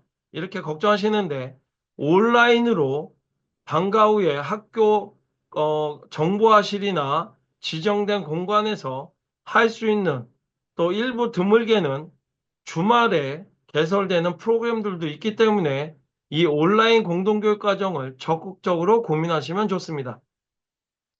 나아가서 올해 고1부터는 확대되는 것 중에 하나가 지역사회, 지역에 있는 교육청에서 집중해서 하거나 모아서 대학과 연계해서 하는 심화 프로그램들이 활성화될 예정입니다. 사실 이 부분은 과거에 대학과 연계해서, 대학과 연계해서 하는 교육과정들이 있었는데 일부 특목고나 자사고에서만 활용되고 일반고에서 활용 안 된다고 해서 금지됐었던 프로그램들이 사실은 다시 살아나고 있는 프로그램입니다. 뒤에 예시를 통해서 한번 보시면 될 것 같습니다. 그래서 온라인 공동교육과정, 타 학교의 연계, 또 우리 학교 안에서 배우는 이런 프로그램들이 가장 기본이고 지역사회 연계는 드물거나 심화 과정이기 때문에 이 부분은 요 세 개 프로그램들 속에서 해결되지 않는 프로그램들을 활용하시는 것을 조금 더 고려하셨으면 하고 저는 강조하고 싶습니다. 이거는 서울시 거에 대한 예시입니다. 서울시의 거점 학교. 이름은 좀 재밌습니다. 콜라 캠퍼스라고 하는데, 여기에 보시면 지도상에서 그 지역의 학교들에 대한 거점 과목들을 이렇게 관할 지역들 안에서 거점 과목들이 어떻게 되는지 표시되고 이렇게 도표가 된 겁니다. 미술은 창문여고, 네, 여기 성북구에 있는 학교인데 이 창문여고 안에 그 예체능 친구들, 디자인 쪽이나 애니웨이션 한 친구들이 주변에 월곡 뭐 이런 데서 이 학교로 오게 됩니다. 기름이나 이런 데서. 네. 우리 학교에는 없는 미술 거점 학교가 방과 후에 진행되기 때문에 이 학교에 들어와서 듣게 되고, 특히 아까 말씀드린 대로 세종대학교, 홍익대학교, 상명대학교처럼 학생부 종합전형 형태의 서류평가를 하는 미대는 이러한 프로그램들의 활동이 큰 도움이 됩니다. 경기고에서는 정말 외고에서도 몇 군데 배우지 않는 아랍어가 있고, 네, 이 아랍어를 전공하고 외대, 네, 관련 학과를 지원한다고 하면 대학에서는 굉장히 관심 있게 보게 됩니다. 이렇게 예체능, 사회예술 두루두루 이렇게 개설되어 있고 공유 캠퍼스는 뭐냐면 그 지역에 요거는 은평구 안에 은평구 구파발 쪽에 모여 있는 고등학교들입니다. 그 고등학교 세 개 고등학교에서 우리가 모든 걸 할 수 없으니 신도고에서는 국제관계와 국제교 이게 어머님들 아까 제가 말씀드린 국제고등학교에서 또 외고에서 저기 개설되는 전문교과입니다. 근데 신도고에서도 하는 거고 신도고 아이들 중에 이공 자연 아이들은 은평구나 진강고에 가서 융합과학이나 고급수학을 들을 수 있다라고 하는 프로그램들입니다. 그래서 우리 학교에 개설되지 않은 거를 다른 학교에 가서 수강할 수 있습니다. 이게 마지막으로 고교 대학 연계 프로그램, 소위 말해서 가톨릭 대학교 성신여대에 가서 이런 프로그램들을 할 수 있는 것들이 나와 있습니다. 이게 고등학교에서 하는 것보다는 조금 교수님들이 하시다 보니 난이도가 좀 더 구체화되고 심화되어 있다고 생각하시면 됩니다. 숭실대 같은 경우 IT로 유명한 대학이다 보니 IT, 인공지능과 관련된 이런 수업들이 또 특화되어 있죠. 네, 이런 것들을 활용하시면 좋을 것 같습니다. 요거는 수능 과목인데 아까 제가 이미 교과목에서 말씀드린 대로 지금 고2, 3과 다르게 고1은 선택할 수 없고 지금 부모님들 중에 9, 4학번 때부터 했었던 수능, 네, 수능 형태로 네, 모두가 같이 보는 공통 수능으로 바뀌게 된다고 보시면 됩니다. 그래서 특히 주목할 것은 수학에서 미적분에 해당되는 미적분 2가 빠지는 부분이 이과 최상위권들한테는 약간의 변수가 될 수 있습니다. 근데 반대로 미적분 2의 강점이 있었고 확통을 싫어하는 이공 자연계 아이들은 이 공통 시험이 생각보다 괴로울 수 있기 때문에 지금 1학년 부모님들께서는 확통에 대한 공부를 기존 언니 오빠들에 비해서 소홀히 하시면 안 된다는 점 꼭 유념하셨으면 좋겠습니다. 국어는 과거에 독서 문학만 공통으로 하고 내가 화법과 작문이나 언어와 매체를 선택해서 할 수 있는데 다 해야 됩니다. 국어도 수능에 대한 부담이 절대 적어진 게 아닙니다. 수학은 최상위권은 수2가 아니 미적분 2가 빠졌기 때문에 상대적으로 쉬워졌지만 중상위권부터는 확통에 대한 비선호 교과목에 대한 부분에서 변별력이 생길 수 있기 때문에 그 다음에 미적분 1은 현재 수투 부분에서 충분히 경쟁력 있는 문항들이 나오고 있기 때문에 최상위권, 극상위권이 아닌 중상위권부터는 이 수학을 결코 쉽다라고 생각하지 마시고 충실하게 공부하셔야 됩니다. 영어와 한국사는 공통이고 지금과 큰 차이는 없습니다. 다만 영어는 앞으로 수능 최저가 확대되는 추세에서 이 영어 과목에서 1등급 또는 2등급을 안정적으로 받는 게 일반고 2, 3등급 친구들이 서울권에 학종 또는 교과 전형을 쓸 때 얼마나 안정적으로 지원할 수 있는지에 대한 판가름이 영어 교과목과 탐구 교과목이라고 생각합니다. 그래서 영어 교과목에 대한 부분에서 절대적으로 변화가 없다고 생각해서 소홀히 하시면 안 된다는 점 꼭 강조하고 싶습니다. 그 다음에 사회과학은 뒤에 예시 보여드렸지만 공통이지만 융합적으로 나오기 때문에 절대 마음 편하게 생각하시면 안 된다는 점 꼭 명심하셨으면 좋겠습니다. 특히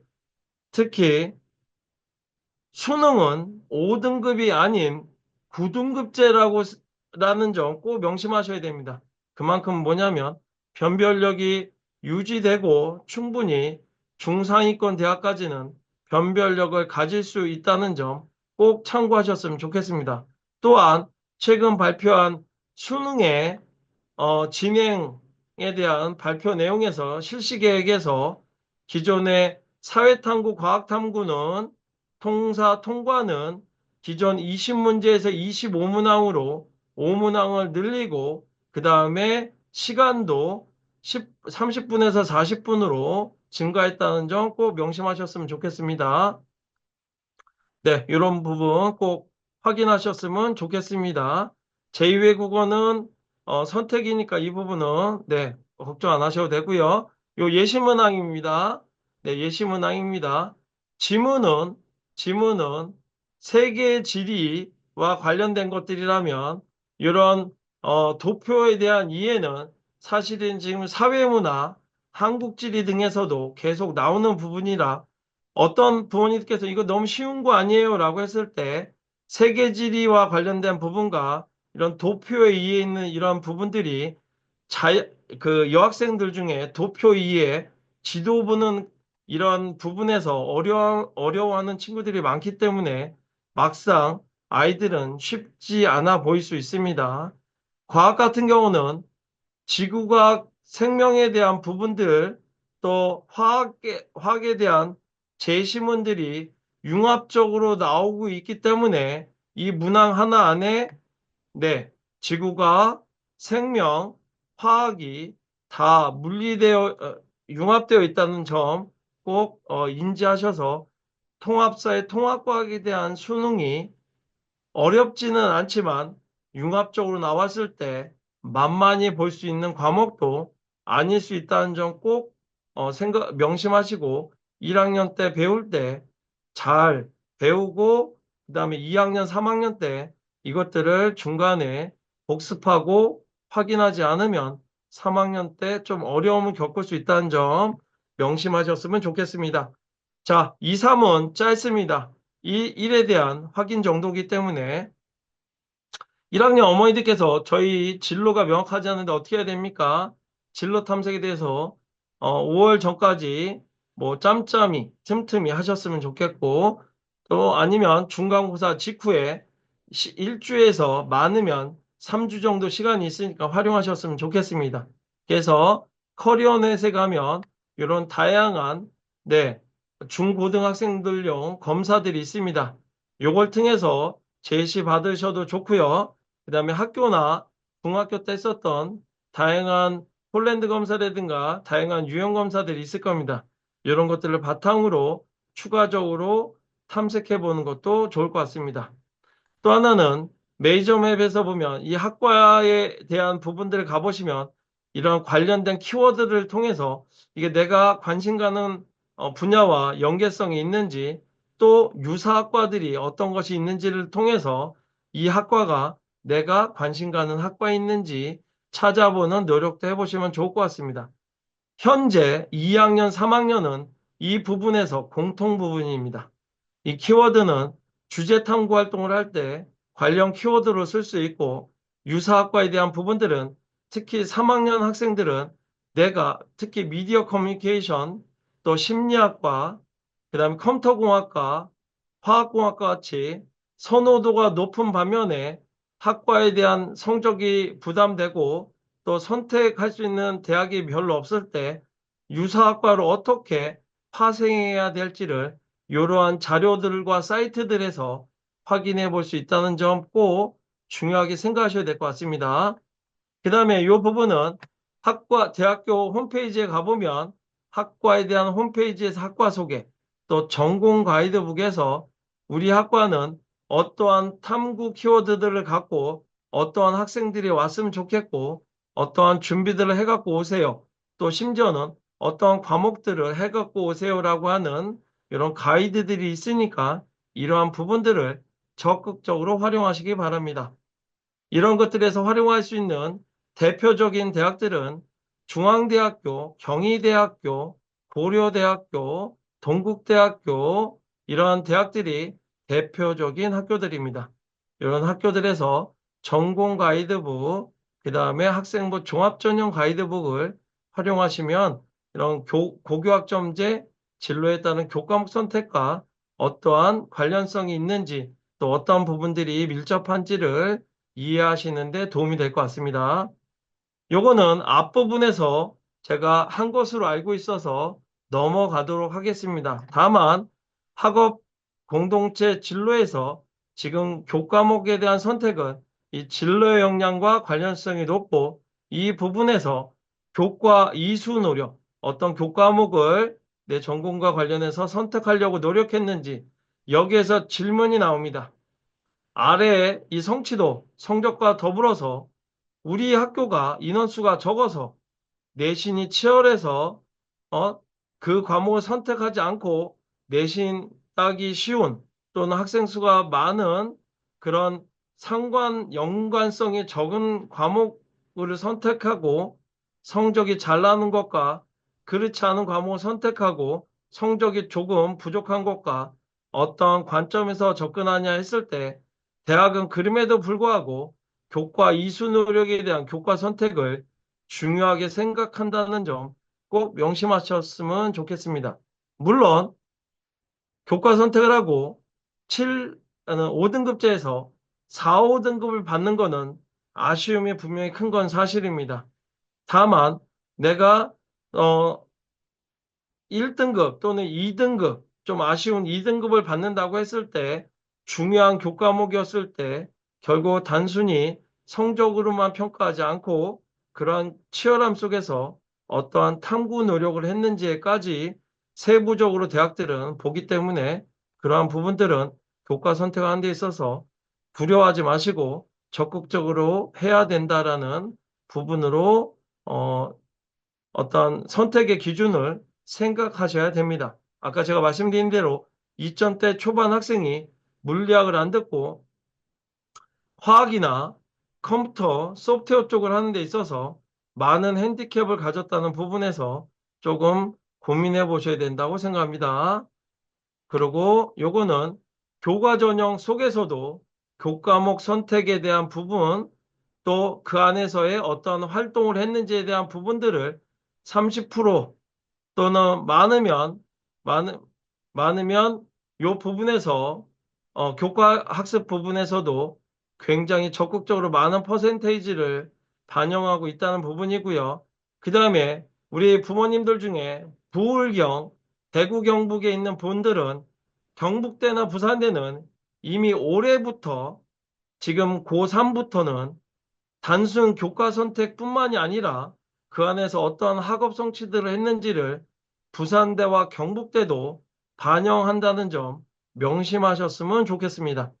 아직 우리 전라도 지역의 대표적인 학교인 전남대와 전북대는 아직은 조심스럽게 그분까지 적극적으로 하고 있지는 않기 때문에 조금은 관망할 수 있지만, 부울경이나 대구 경북 쪽은 이 부분 꼭 참고하셔야 됩니다.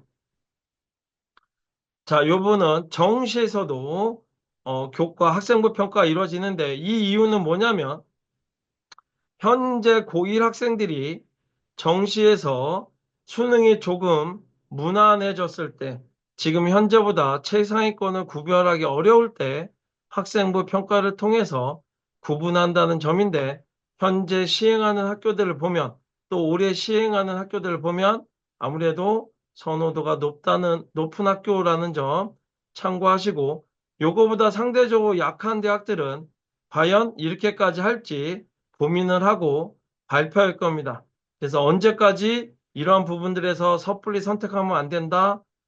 고2 4월 말에 5월 초까지 발표하는 대입 전형 시행 계획을 꼭 확인하시고 어떠한 선택과 집중을 결정하는 것이지, 1학년부터 나는 정시 안 할 거야, 그러니까 수능 공부 또 교과목 선택 막 안 해도 막 해도 되겠지라고 생각하시면 나중에 후회하실 수도 있기 때문에, 고2 4월 말, 그러니까 고2 5월 달에 종합적으로 평가하고 나서 그러한 조금은 과격한, 조금은 극단적인 선택을 하는 데 있어서 기준을 삼을 수 있는 시기라고 생각합니다.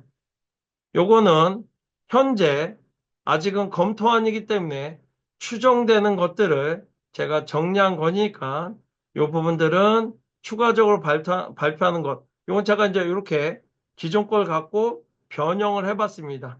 뭐 이렇게 나올지, 조금은 변형될지, 앞으로 추가적으로 발표되는 것을 통해서 이런 것들도 저희들이 정보를 제공할 수 있으면 하도록 하겠습니다.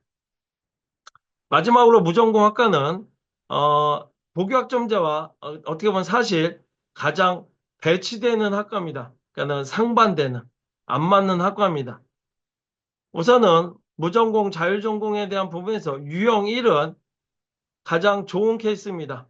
여기에 들어왔을 때 사범이나 보건의료처럼 특별하지 않은 것 빼놓고는 대학에 있는 모든 과를 전공할 수 있고, 두 번째, 선택 인원에 제한이 없습니다. 이런 거 가장 이상적인데, 유형2는 그 과거에 9496, 9596 학번 이후의 부모님들은 좀 더 이해하실 텐데, 학부제라고 했었던 유사 계열끼리 묶어서 선발하는, 그리고 인원도 학과 정원의 150%, 1.5배까지만 범위를 선택하는 방식입니다. 이랬을 때 조심해야 되는 학과는 아까 제가 말씀드렸던 미디어 커뮤니케이션, 심리학과, 컴공, 화공 이런 데는 이렇게 뽑았을 때 조금은 위험할 수도 있는 학과들에 속한다고 생각하셔야 됩니다. 왜냐면 이렇게 뽑았을 때 1.5배수가 넘어갈 경우 제1전공, 내가 희망하는 전공을 못할 수도 있다는 점. 요 유형2는 꼭 지원하기 전에 확인하셔야 됩니다.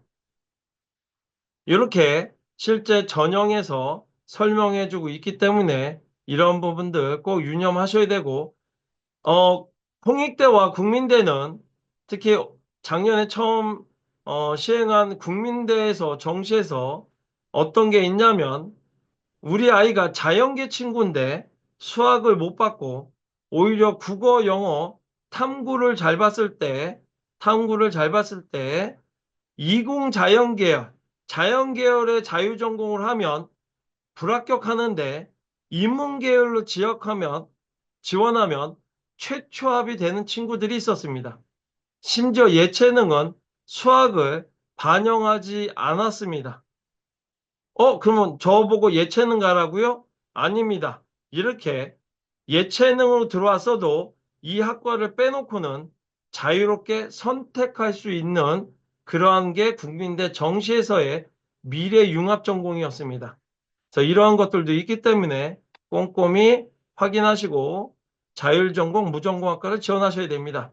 그러면 아까 일부에서도 했기 때문에 제가 부담이 적어졌는데 그러면 이 친구들은 전공이 없는데 어떻게 진로 역량 요거를 맞춥니까? 라고 했을 때 건대나 경희대에서 작년에 발표한 것처럼 우리는 진로 역량 대신에 발전 가능성, 잠재 역량에 해당할 수 있는 성장 역량, 그다음에 자기주도성을 평가합니다.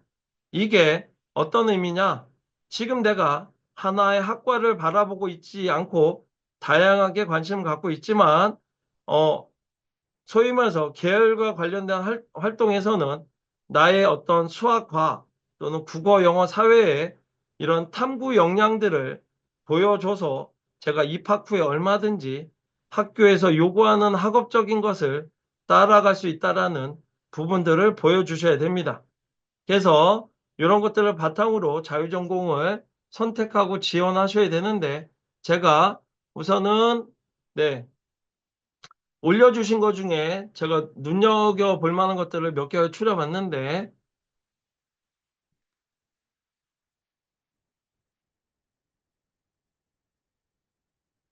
고교학점제가 대입에 미치는 영향은 학생부 종합전형, 또 교과 전형, 네, 학교장 추천이라고 해서 성적이 70% 이상 들어가는 이런 전형에서도 이런 교과목 선택과 비교 그 안에서의 교과 활동, 진로 연계 활동도 중요하다는 점, 결코 소홀히 할 수 없다는 점 꼭 확인하셔야 됩니다.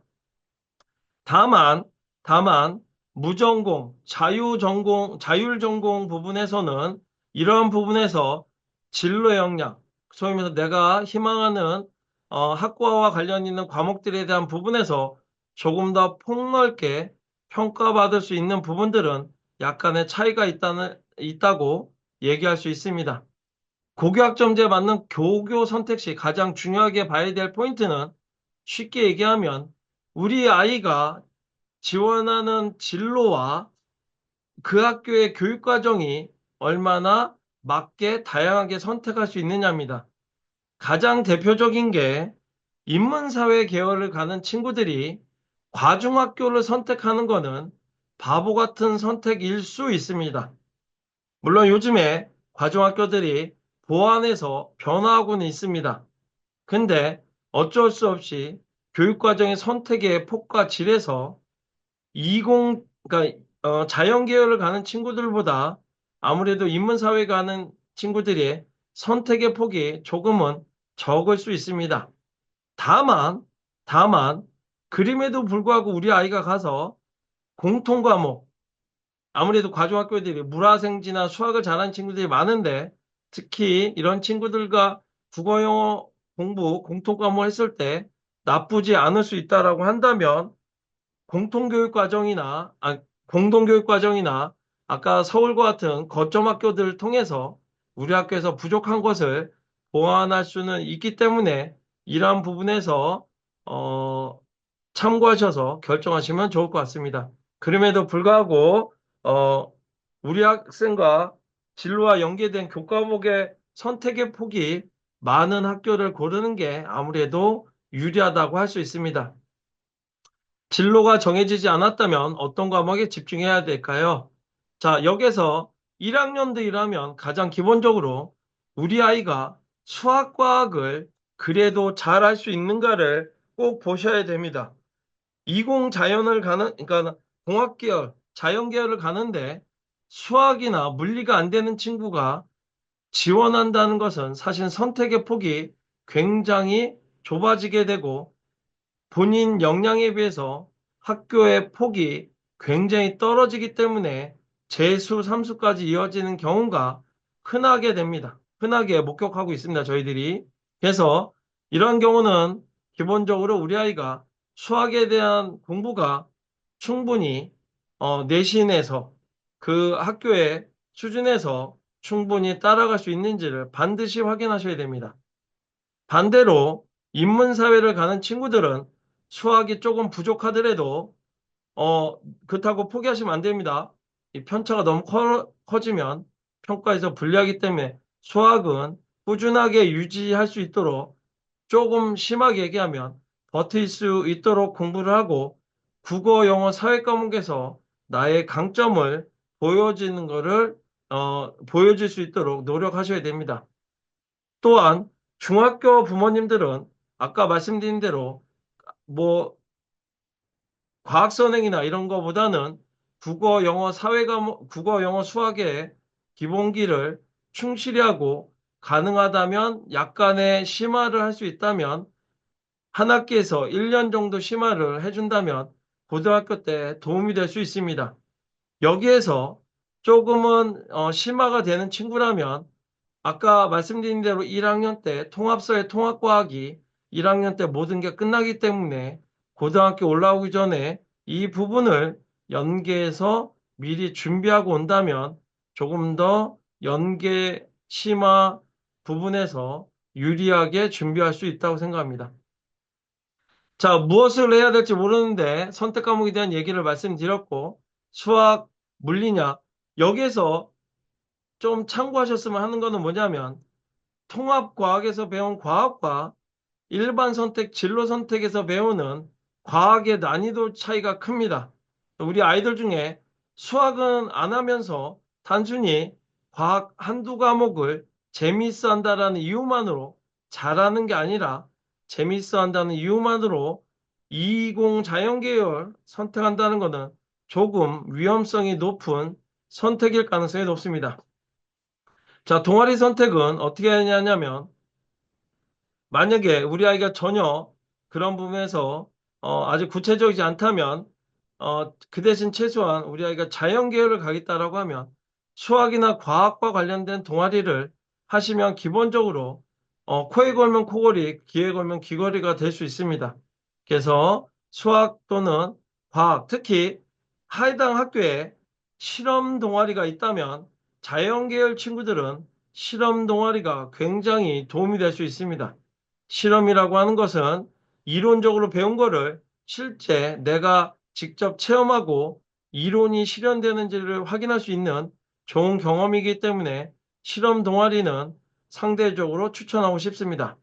인문사회 친구들은 저는 도서부는 조금 고민하고 하셨으면 좋겠습니다. 도서부가 정말 책을 읽고 독서 토론을 해야 되는데 어, 도서관에서 책 정리하다가 끝나는 경우가 많기 때문에 이 부분은 동아리 선택을 할 때 선배들에게 어떤 활동을 하는지 확인 후에 하시고 토론 동아리, 그 다음에 영자 신문이라든가 이런 동아리들은 진로와 상관없이 많이 도움이 될 수 있습니다. 여기에 시사 동아리 이런 것들은 네, 많이 도움이 될 수 있습니다.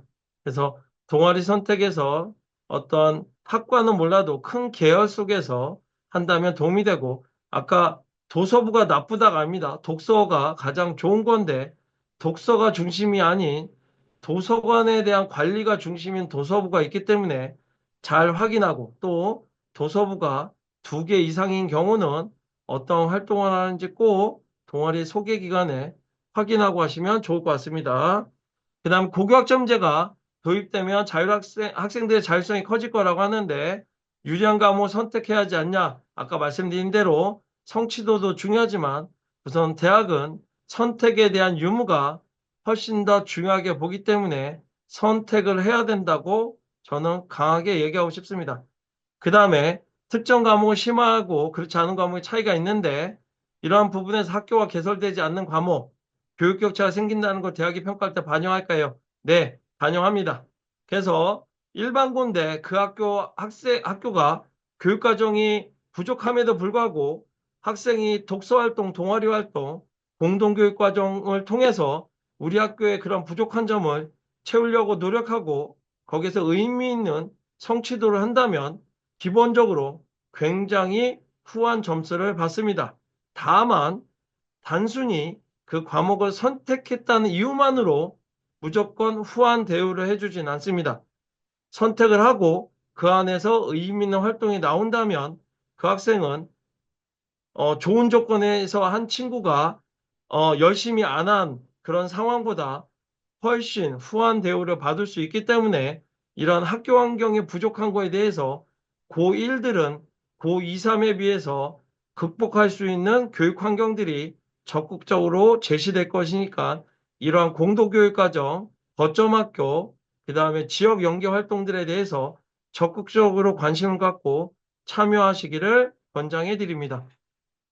자, 여기까지 제가 할 수 있는 부분들을 천천히 설명했는데 도움이 되셨을지 모르겠습니다. 이 부분에서 혹시 추가적으로 뭐 제가 도움을 드릴 수 있는 거를 질문을 어떻게 해야 될까요? 네.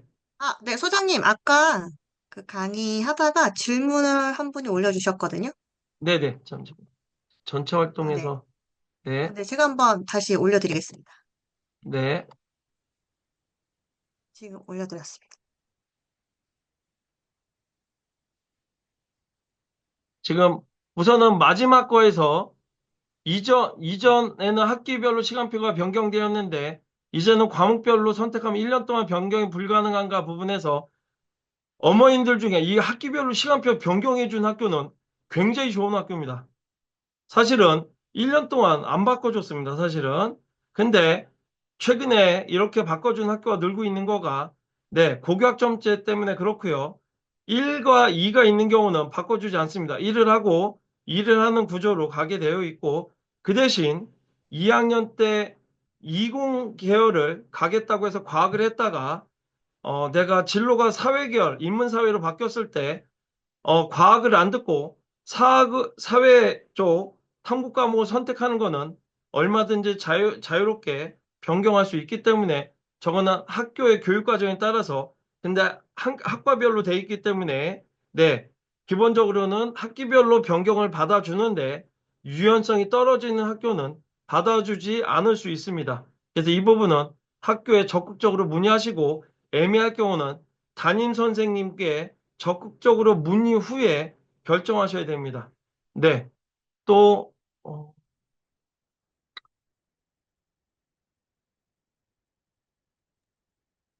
네, 여기, 네, 매니저님께서, 네, 팀장님께서 많이 써주셔서 또 질문이 뭐가 있을까요? 잠시. 지금 두 번째 질문은 오진 않았고요. 아, 아까 네네. Q&A 하시면서 다 풀어주셔가지고, 네네네네. 네, 그래서 더 그래서 추가적인 질문은, 네, 없는 것 네, 같습니다. 제가 마무리 말씀드리면 우선은 지금 1학년 어머님들은 우리 아이가 지금 코칭 받고 선생님께 여쭤봐서 우리 아이가 2학년 과목에 대한 부분을 하는 데 있어서 수학이나 과학 부분이 경쟁력이 있는지를 1차적으로 조언을 받으시는 게 좋을 것 같고요. 또 반대로 인문사회를 가는 친구들은 수학에 대한 부담보다는 수학 공부를 꾸준히 유지하면서 편차가 나지 않게 유지하는 게 좋고요. 제가 이건 되게 조심스러운 멘트긴 한데 9등급제에서 2등급과 3등급이 섞인 친구가 물론 전체 내신이 1점대 후반이고 활동이 좋은 일반고였지만 대단한 일반고는 아닙니다. 경기도에. 근데 그 친구가 재수하면서 1단계에서는 중대밖에 못 뽑힌 학생이 2학기 때 그냥 성실히 마무리한 거, 잘한 거가 아니라 그거 갖고 학종 재수를 했는데 연대 정예과에 붙었습니다. 그래서 이 부분이 뭐냐면 내가 인문사회 가는 친구들 부모님께서 자꾸 자연계가 취업 중심이라고 하는 그런 미명하에 인문사회가 강점인 친구를 억지로 이과 자연계로 보내지 마시고 문과에서 자기가 잘한 걸 갖고 극대화 시킨 다음에 요즘 부모님 세대보다 전과도 훨씬 수월하고 복수 전공은 거의 제한이 없습니다. 성대조차도 한문교육과 친구가 소프트웨어를 신청해도 네, 브로킹이 없습니다. 서강대는 예전부터 유명했고요. 그래서 부모님들께서 이런 부분 적극적으로 생각하시고 우리 아이가 대학을 높여서 가는 그 포인트 그리고 대학교 입학 후에 얼마든지 진로 수정의 기회가 자유전공뿐만이 아니라 일반 학교에서도 할 수 있기 때문에 지금 현재 우리 아이가 잘하는 걸 갖고 교과목 선택을 하고 진로 분야를 결정하고 대학을 선택하는 구조로 해주셨으면 좋겠다는 부분 꼭 부탁드리고 싶습니다. 네, 저는 여기까지입니다. 네. 아, 네, 소장님 질문이 두 개가 더 그 사이 아, 네네. 들어왔는데, 체육 그래요? 네. 계열이랑 고1 농어촌 답변만 해주시고, 네, 네. 마무리하겠습니다. 체육계열, 네. 체육계열 친구들은, 예체능 친구들은 기본적으로 미술, 체육, 음악은 인문계열 중심으로 가는 게 훨씬 더 좋습니다. 왜냐면, 체육계열에서 아시겠지만, 어머니, 지금 혹시 1학년이나 중학생들은 모르실 수 있는데, 체육계열에서 체육교사는 학생부 종합전형, 실기보다는 교과 성적이 훨씬 더 큽니다. 두 번째, 실기 전형은 수시보다는 정시가 많습니다. 그래서 수능 공부를 안 하면 체육 계열 실기가 좋아도 좋은 계열의 학교를, 좋은 높이의 학교를 가기가 한계가 있습니다. 그래서 일반고 하셔서 기본 국어, 영어, 사회 계열의 공부를 하면서 수학은 편차를 줄여야지 경희대 이상의 좋은 학교를 가게 됩니다. 물론 선택은 할 수 있습니다. 수학을 나중에 안 할 수도 있습니다. 농어촌은 1학년 농어촌은 이렇게 보시면 됩니다. 농어촌은 지금 현재 고2, 고3 부모님들 마찬가지인데 농어촌의 추세가 상위권 대학은 정시로 많이 가고 수시에서는 소위 말해서 고른 기회, 가정 환경이 안 좋은 친구, 부모님의 직업이 경찰, 소방공무원 이런 부분은 그다음에 국가보훈자 이런 데랑 믹스되고 있기 때문에 농어촌 전형은 교과목 선택을 떠나서 기본적으로 내신 성적에 대한 부분들이 더욱더 높아지고 있어요. 전보다. 왜 그러냐면 무늬만 농어촌이 많아서 그렇습니다. 지금 물어보신 분이 어느 지역인지 모르겠지만 대표적으로 경기도에는 구리 남양주에서 일부 농어촌 지역이지만 웬만한 데보다 학종을 잘하는 지역도 있고 대구 수성 옆에 거기도 애매한 지역이 있습니다. 그 다음에 광주 근처에도 일부 있어서 이런 부분들이 농어촌 지역의 상향 평준화를 이루고 있기 때문에 교과목 선택 그리고 농어촌 지역이 예전에 핸디캡이 뭐였냐면 교과목에 대한 선택이 자유롭지 않았는데 온라인 공동교육 과정이 과거보다 확대되고 있어서 그런 제약을 고민하지 않으셔도 될 것 같습니다. 적극적으로 활용하시면 좋을 것 같습니다. 네.